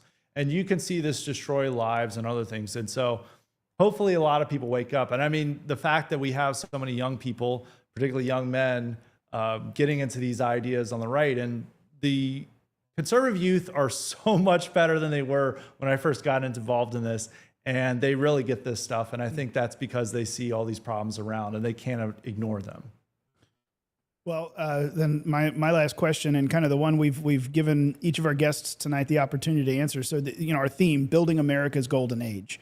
We really have this unique opportunity, not only culturally to the point of our conversation, but really politically too. At the moment, we have a year and a half left of where we are right now. After the midterms, we'll see what that looks like in Congress. 3.5 years with Trump in the Oval Office. All those things considered politically and culturally, when it comes to building America's golden age, to bringing back what we have lost as a nation, what is your number one priority that you want to see accomplished in this moment that we have in history? Immigration reduction. I think that's the quickest one. I mean, you want immigration reduced. I think if you see all the problems that came from Biden, and if you see how our country's been transformed in just such a short amount of time, it's due to immigration. And I think we have the opportunity to reduce immigration at this moment. And it would be a shame if we don't do that. So I would say immigration. If I could give a second one, it's to cripple affirmative action, which I see we are making progress on that would have never been thought possible 10 or 15 years ago. We thought that this is just going to be a part of our nation forever. But thanks to the Supreme Court, we now have a precedent to really go after affirmative action and go after these DEI programs, to go after anti-white discrimination. And I hope this administration takes that opportunity. They already are. So I have some optimism. Good. Awesome. Well, you can find Scott Greer on Twitter at Scott M. Greer, and you can also find him on Substack, highly-respected.com. Thank you so much, Scott, for joining us today. Thanks for having me. All right. We will be right back after the break with Josiah Lippincott. So we look forward to seeing you soon.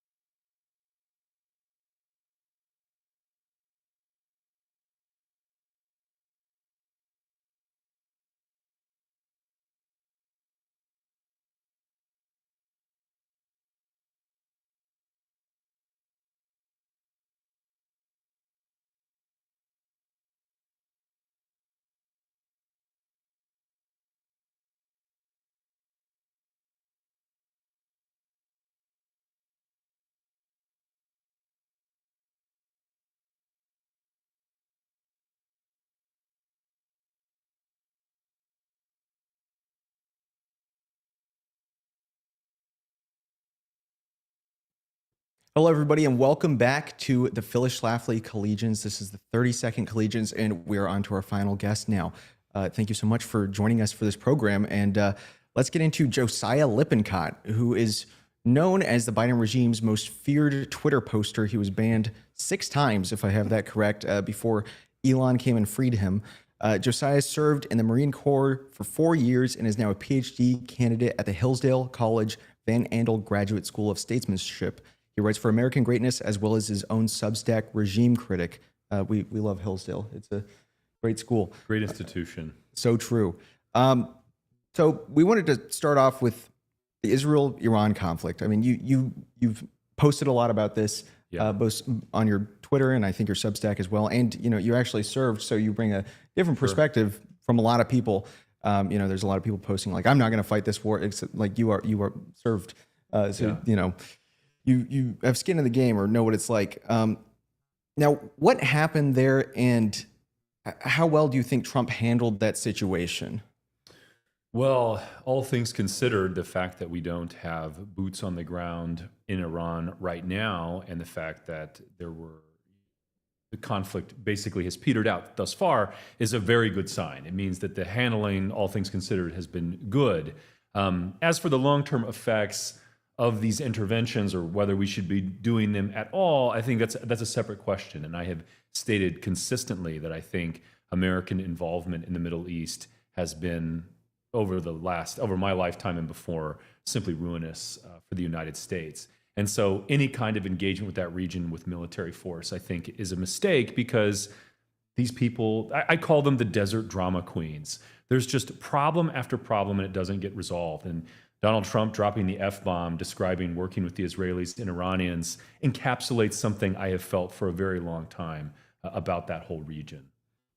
I was going to say that was I think a really interesting moment, because we've been talking all night about how the Trump era, not many presidents get an era. We talk about the Jackson era. There's always, the Trump era really is pretty unique, and it's not just that he's a showman. He knows media, he knows camera, he knows when to come out and bring down the sledgehammer of anger or something like that. But it really encapsulates what a lot of people feel, this frustration that comes boiling over. But the interesting thing is, he seems willing to do something about it. Like it's this odd mix of, fine, I'm gonna drop a bomb, I'm gonna show military deterrence and might, but then we're also gonna show restraint. This is something I haven't seen in a president in my lifetime, and it's so unique. I mean, people respond to it in such an incredible way. Yeah, I would say that whole, the complexity of the geopolitical situation today is the primary reason that I push for a policy of defense, is that the moralizing crusading that has dominated American foreign policy over the last century or more, I think has really burned itself out. And it has done immense damage to our industrial might and our military might as well. There's been a real loss of political capital because of our wars in Iraq and Afghanistan, and because of the failures of the political establishment to produce the kind of peace and prosperity that has been promised over and over again to the American people. And so often they've gotten some of it, but there's been a rug pull in the end. So, I think staying out of foreign conflicts is one of the hallmarks of Trump's, his gift and his political platform. And so I very much hope for and push for that we continue to remain out of these regions in a military capacity. I just think there's so many things going on. There's Russia, Ukraine, there's Israel, Iran, there's stuff going on near China. So often these things are interrelated, and we need to think long and hard about what our real interests are and then push for those. Yeah, that's actually something else we wanted to ask about, because Trump, after he won the election and was going into office, he was talking about peace with Israel and Hamas, and then peace with Russia and Ukraine. And even though one of those conflicts has kind of simmered down some, Russia and Ukraine, like even today, there's more going on. Like Trump is sending them more defensive weapons, and this seems like it's kind of the opposite of what we were hoping for. So can you clarify like what's going on here, and like is Trump just unable, given the situation, to bring the conflict down? Well, I mean, they're the two primary actors in the conflict, Russia and Ukraine, don't want peace. And so there isn't peace, right? Putin thinks it's in his best interest to grind the Ukrainians into the dust. He thinks that's what will best preserve the Russian near abroad, preserve their national interests. And the Ukrainians, by contrast, want to side with the West, and they believe that that continuing the conflict is in their best interest.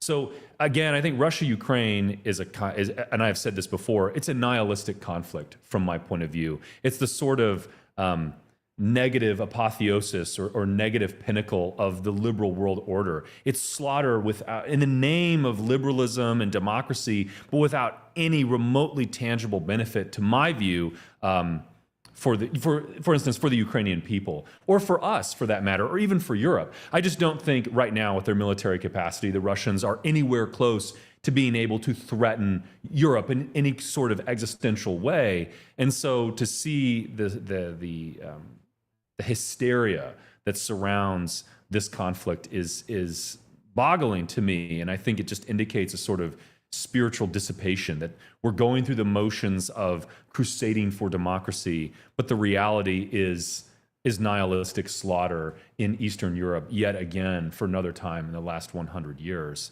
So, can Trump bring this to an end?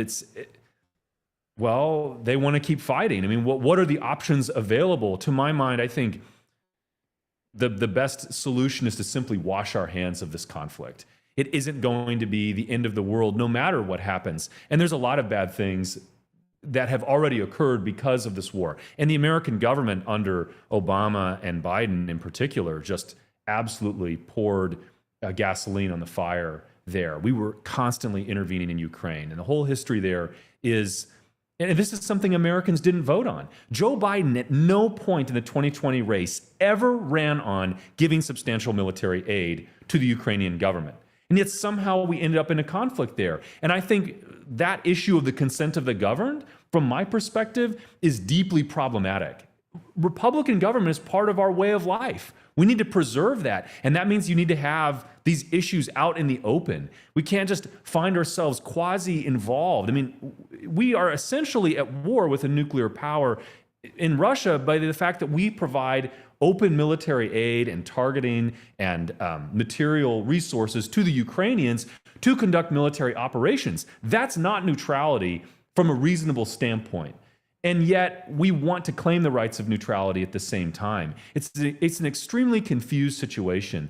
And it just shows how desiccated and dissipated the energy of the world, of the liberal world order has become. It's a serious problem. And so I hope the conflict ends. I'm tired of seeing the slaughter, but the capacity for us to change things is limited by just the reality on the ground. We're not the only actors on the world stage. Well, let me turn that same conversation, a little bit back toward our, we were just talking about the Iran-Israel conflict. Trump's relationship with Israel is very unique. Mm-hmm. And I know this is something that does have a lot of popular American support. And we don't have to make this a theological hour and get into, why that is. Ted Cruz and Tucker Carlson had that conversation a few weeks ago. But that one's different because, I know that there were a lot of us worried, with Trump and the donation, running machine, the money it takes to run for politics. A lot of us worried, now hold on, is this one of the lobbies? Is the AIPAC, is the, Israel's state interest lobby going to have a tight hold on him and we're not going to see much of a change here? Or is he going to come in and say, hold on, new sheriff, like he's kind of doing with Russia and Ukraine? What's your sense of what the Trump administration has done so far? Because it seems to me that he is trying to play the fine line down the middle, but actually doing better than I had worried he might, but also not necessarily as far toward the side of, hold on, we're done just running along with this and supporting everything blindly. We need to have an America first policy when it comes to our allyship, our relationship with Israel. Do you think he's moving in the right direction? Do you have concerns? What do you see there in the future? The thing I see most prominently is a generational divide. Young conservatives are tired of involvement in the Middle East, and you have an entire generation of veterans from the global war on terror who have come away extremely critical of the policymaking apparatus in D.C. And so even though I didn't serve in Iraq and Afghanistan, I am part of that movement. I belong to this wave of young veterans who was deeply critical of involvement there, deeply. And I think what I see even more this time around is inside the administration, there's no real faction foaming at the mouth for war in the Middle East. You see outsiders, individuals like Mark Levin, who are pushing for American involvement on behalf of Israel. And of course, you're going to have foreign lobbies like AIPAC that are going to push for American involvement. You also have other countries doing the same. The Gulf states are often quieter about it, but they certainly have a lot of pull in Washington, D.C. I think that's a problem. I'm an America First guy. I am a George Washington respecter. I believe in the wisdom of the founding fathers, that we need to avoid foreign entanglements. We need to prioritize our national interest. We need to not become the slaves of our passion to foreign countries.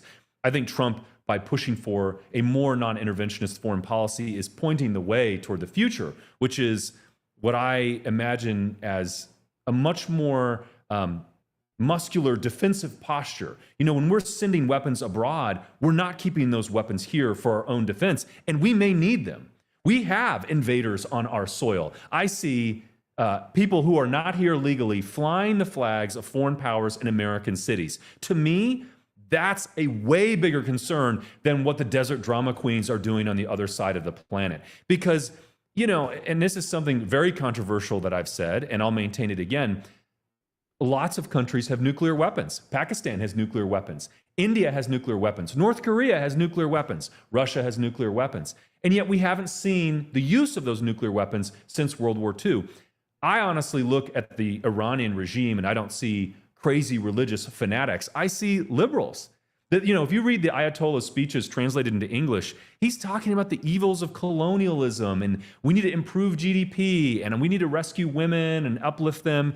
And to me, he's not out of place at a typical liberal college campus. That doesn't mean we should be best friends with the Iranians. I think it just means we need to be more realistic about the real threats that we face abroad. And Trump is pointing the way toward a serious reconsideration of our role in the world, prioritizing our real interests, which is the defense of our rights and liberties, right? It's the defense of our right to life, liberty, and the pursuit of happiness. And that has to be the number one priority.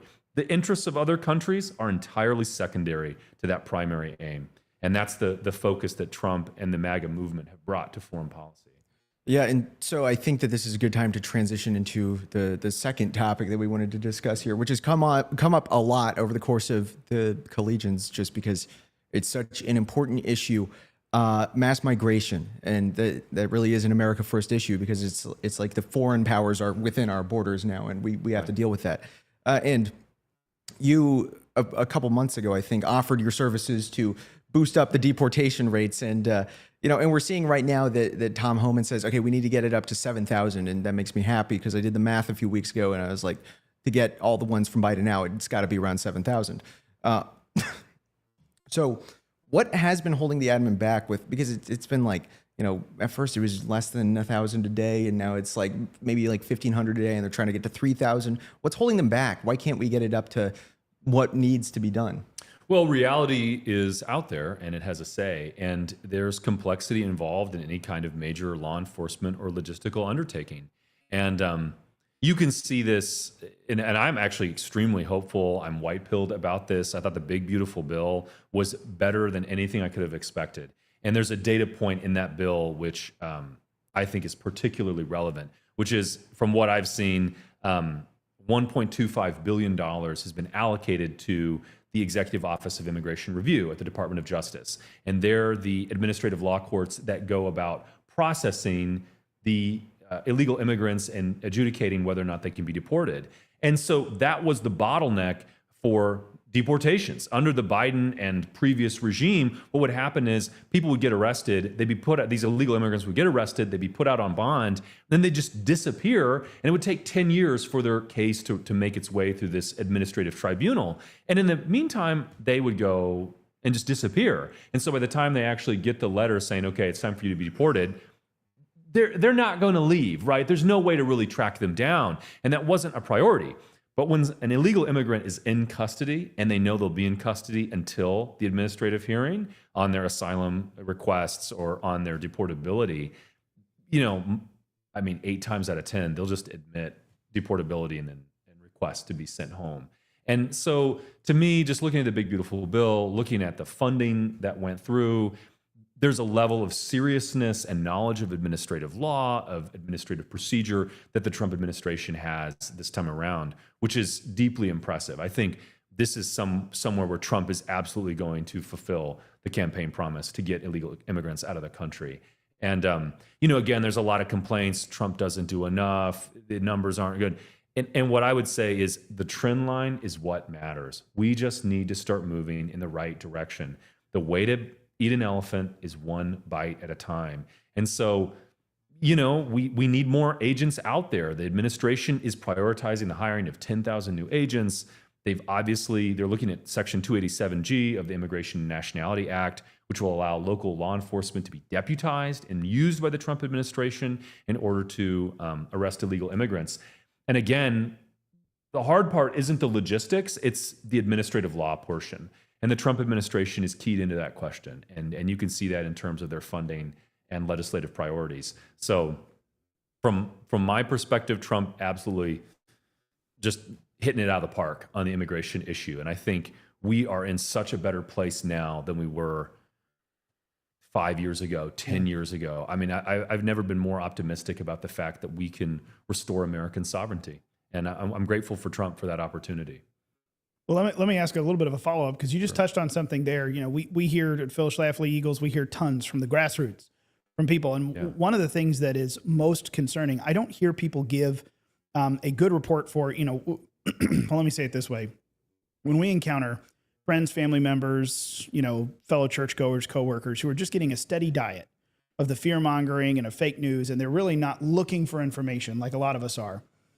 One of the big things when it comes to immigration, due process. Due process. You have to give these people due process. It sounds like a minute ago, you just referenced the immigration courts and a boost that's being given there. What's a good short answer for conservatives to be able to give to the folks who haven't really red-pilled yet, haven't looked at this and kind of gone eyes wide open on the information? What's the good answer to, yes, there is due process, and here it is? How do we tell people that in a quick way? Yeah, so it's a complicated question because the due process for citizens and then for foreigners who aren't supposed to be there looks different in each of those cases. One of the things, for instance, with citizens, there's a very high bar for what due process means. You have constitutional protections under, that these are a part of our natural rights that the government protects. With foreigners, it's a little different. They don't have the same constitutional protections. Foreigners in the United States are guests here. We can remove them if we feel like it. They don't have the same rights of citizenship. They don't have the same right to say, well, I have a right to free speech here. We can remove you if we don't like what you're saying. If you're advocating for communism or for crazy transgender policies or something like that as a foreigner, we absolutely have the right under the Constitution and under the law of nations to remove you back to your home country. With illegal aliens, we go even a further step, which is to say, you're really an invader. You have violated our sovereignty and our border, and there's a case to be made that you're an enemy combatant. Now, the reality is most of these people are here for economic reasons. They're not intentionally trying to kill Americans. They're trying to make money. But the reality is the due process is ascertaining, are you an illegal immigrant? So if I come up to someone, they don't speak English, they don't have documents, they don't have a visa, they can't produce it when given the opportunity, you are receiving due process. We're asking you the questions to determine what sort of rights do you have under the Constitution? And then removal from the country in that case, after that determination is made, is entirely consistent with the law of nations. In fact, I right now think that even the adjudicative process that was set up by Congress, the Executive Office of Immigration Review, immigration courts, they're not really courts in the Article 3 sense, they're administrative tribunals that are created by Congress as part of the executive branch. To my mind, Congress has overstepped its bounds in creating some of these procedures that really, the important thing is the executive branch making that determination. It's part of what it means to enforce the law. But that aside, illegal immigrants do receive due process as long as we're ensuring that they are in fact illegal immigrants. And there are easy, simple ways to do that. And that is what is being done now. Illegal immigrants in this country receive more than enough due process, more than enough. And so a lot of the fears about this, I think, are very much overblown. And, there's a need for a reality check. Yeah, I think it'd be good to talk a little bit about, speaking of reality checks, we see a lot of stories, and we kind of saw that the media was going to try to do this in the lead up to Trump's second administration that I think disingenuously highlight very, like sob stories of, oh, this person, like, even though they're illegal, look, they have a good life for good things. And, totally leaves by the wayside any other factors, such as, just properly enforcing the law of the land. And then, but on the flip side, I was seeing on Twitter the last few days the map of traffic in Los Angeles, and people are like shocked because there's no traffic, and it's like, oh wow, this is one of the second order effects of immigration. So I was wondering if to kind of remedy the very disingenuous kind of psyoping of the American people through these sob stories, what are some of the actual like consequences of mass migration, both legal and illegal, that impact the everyday lives of normal Americans? Yeah, I mean, the first part on these sob stories is a lot of them are completely overblown. It's like a Mexican got on a plane to go to Mexico.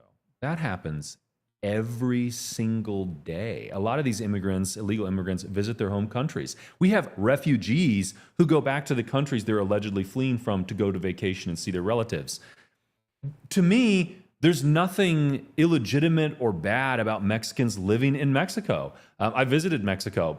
It's not my country. It's not where I want to live. It's not a curse to be there. I mean, it can be made better by the people who live there. And honestly, if the conditions are bad, it raises the question, why haven't the people who live there made them better? So to my mind, deportation it's not even a punishment. It's an administrative proceeding where you are being returned to the country where you belong. You're a citizen there. That's what sob story? Like, well, we were working in America illegally and I made a bunch of money, more than I could have made back home. Now I have to go back home. Okay. I mean, I'm struggling to see the sob story here. Like, well, my kid really likes it here. Well, I really like having a country that has sovereign borders, and you didn't consider that when you came here. So to my mind, these sob stories betray really a lack of, do people not have a spine or like any kind of sense of just life? Like, yeah, sometimes things happen that you don't want to have happen. Well, you made a risk by coming here illegally. You're lucky that the conditions are not such that something worse than deportation happens. I mean, and that could happen. I don't want that to happen.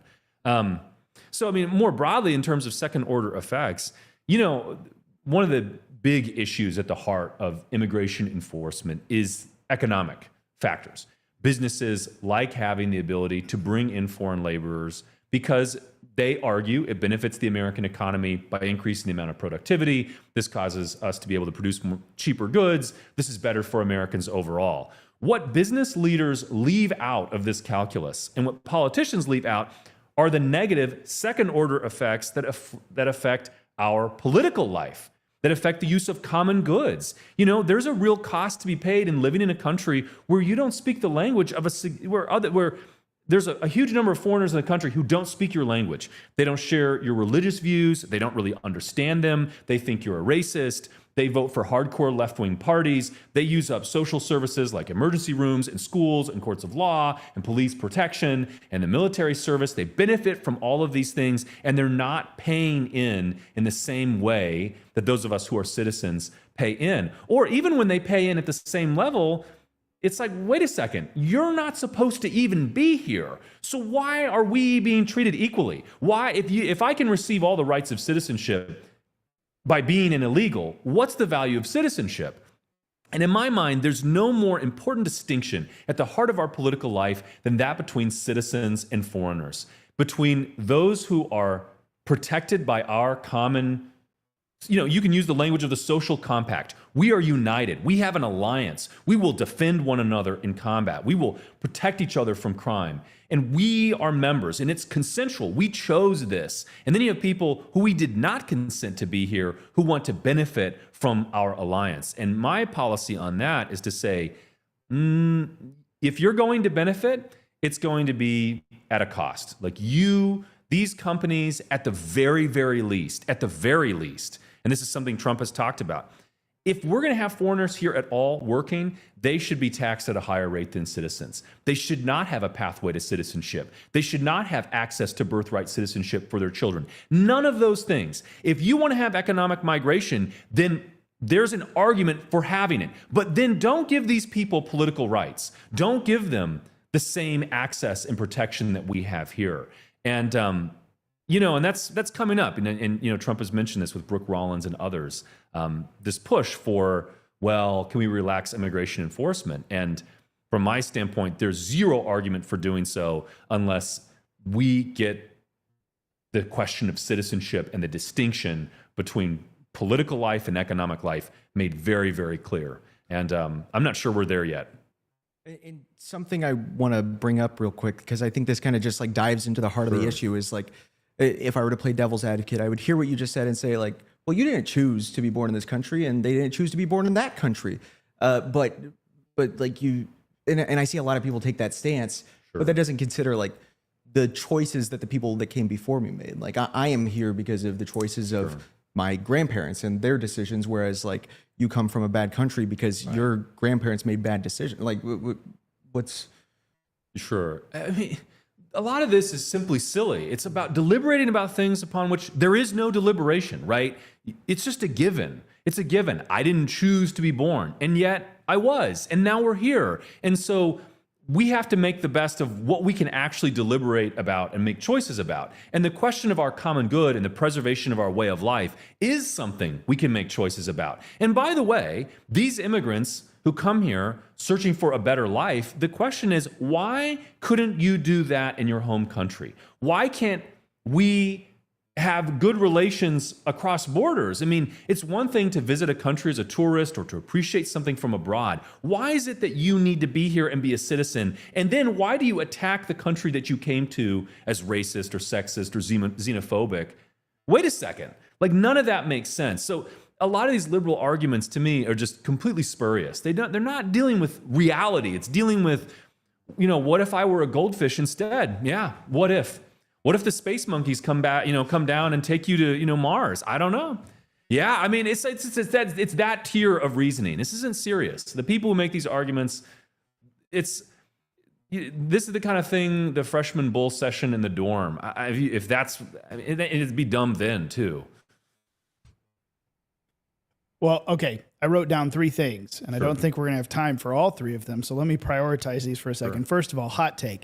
Birthright citizenship. We saw that one. Yeah. Nationwide injunctions shut down. Great Supreme Court. But it looks like the birthright citizenship issue itself is actually being punted a little bit. Do you think we're going to see some sort of ruling on that from the Supreme Court? Or do you think that at this point we're just on the status quo where we are, continuing to hammer that out in the executive and legislative branches? Yeah, that's a great question. I am a heretic when it comes to the Supreme Court's power.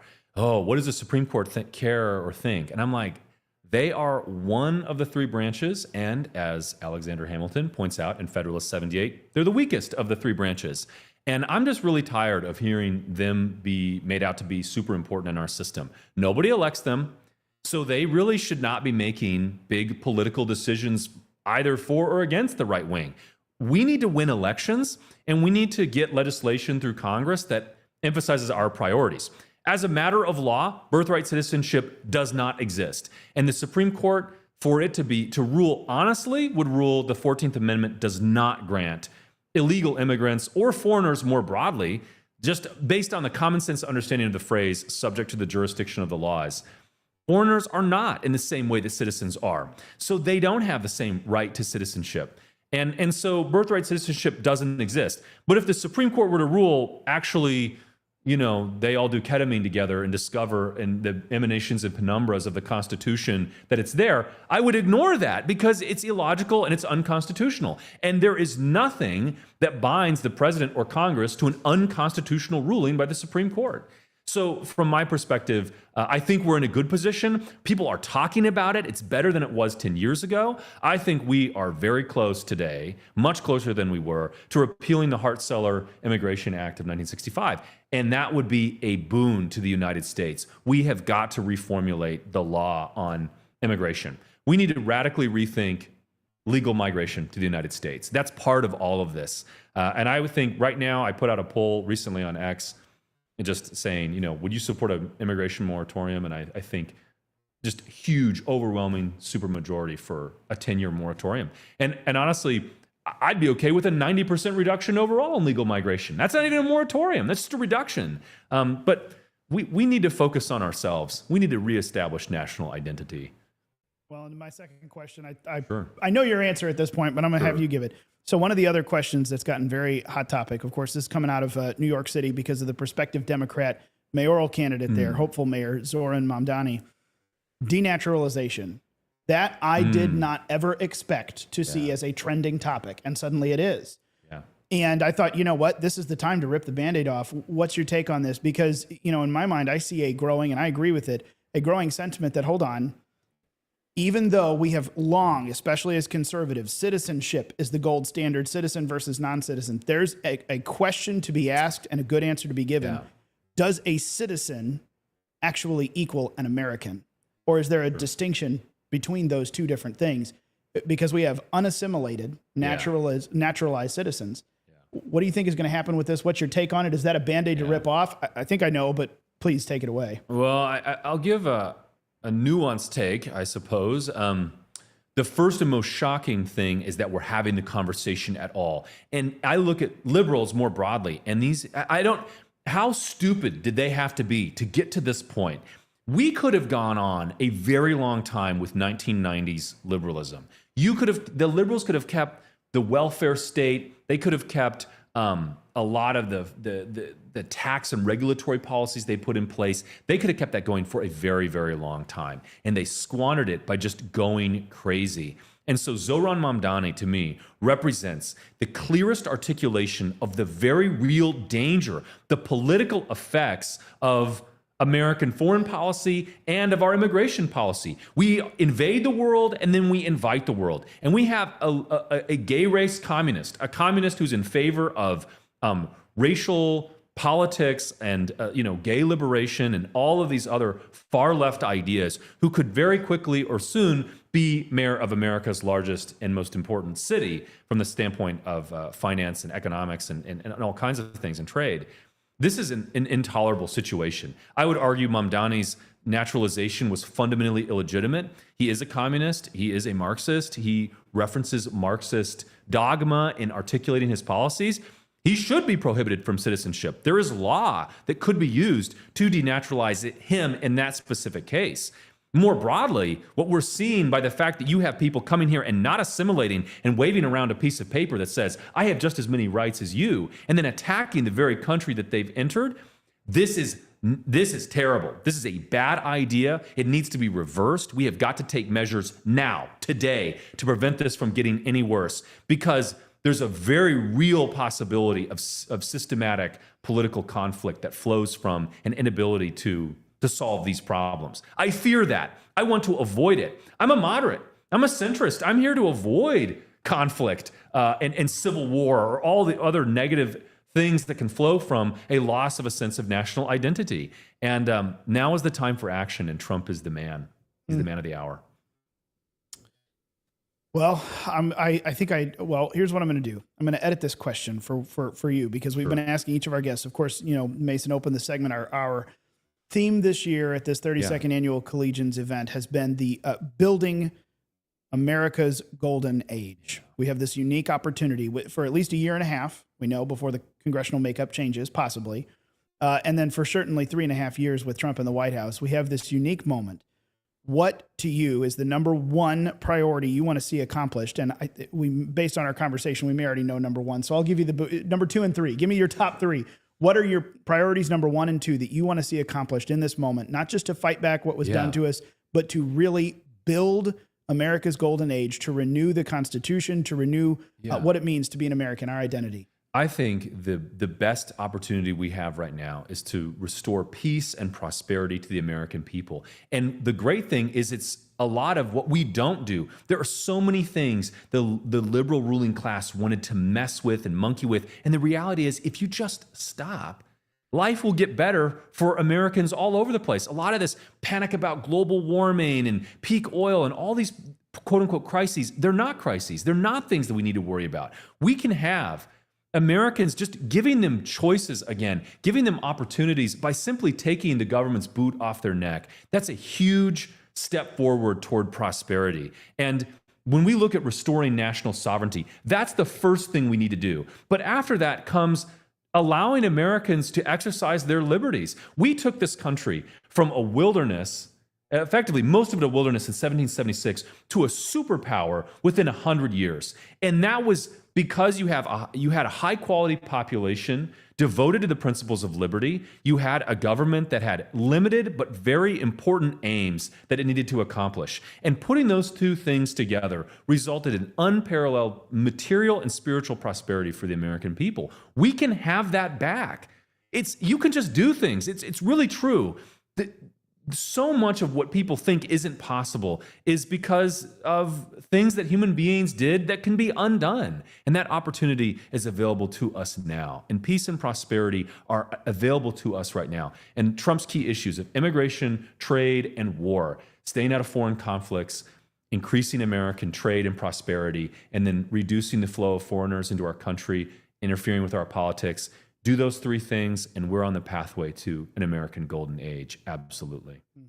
Awesome. Well, quickly before we close out this segment, we're doing the 30-second Phyllis Schlafly Collegians because we're upholding the legacy of Phyllis Schlafly. And if there's one issue that Phyllis was way ahead of the curve on, was mass migration. And she had this fantastic book in the 2000s, How Mass Legal Immigration Dooms a Conservative Republican Party.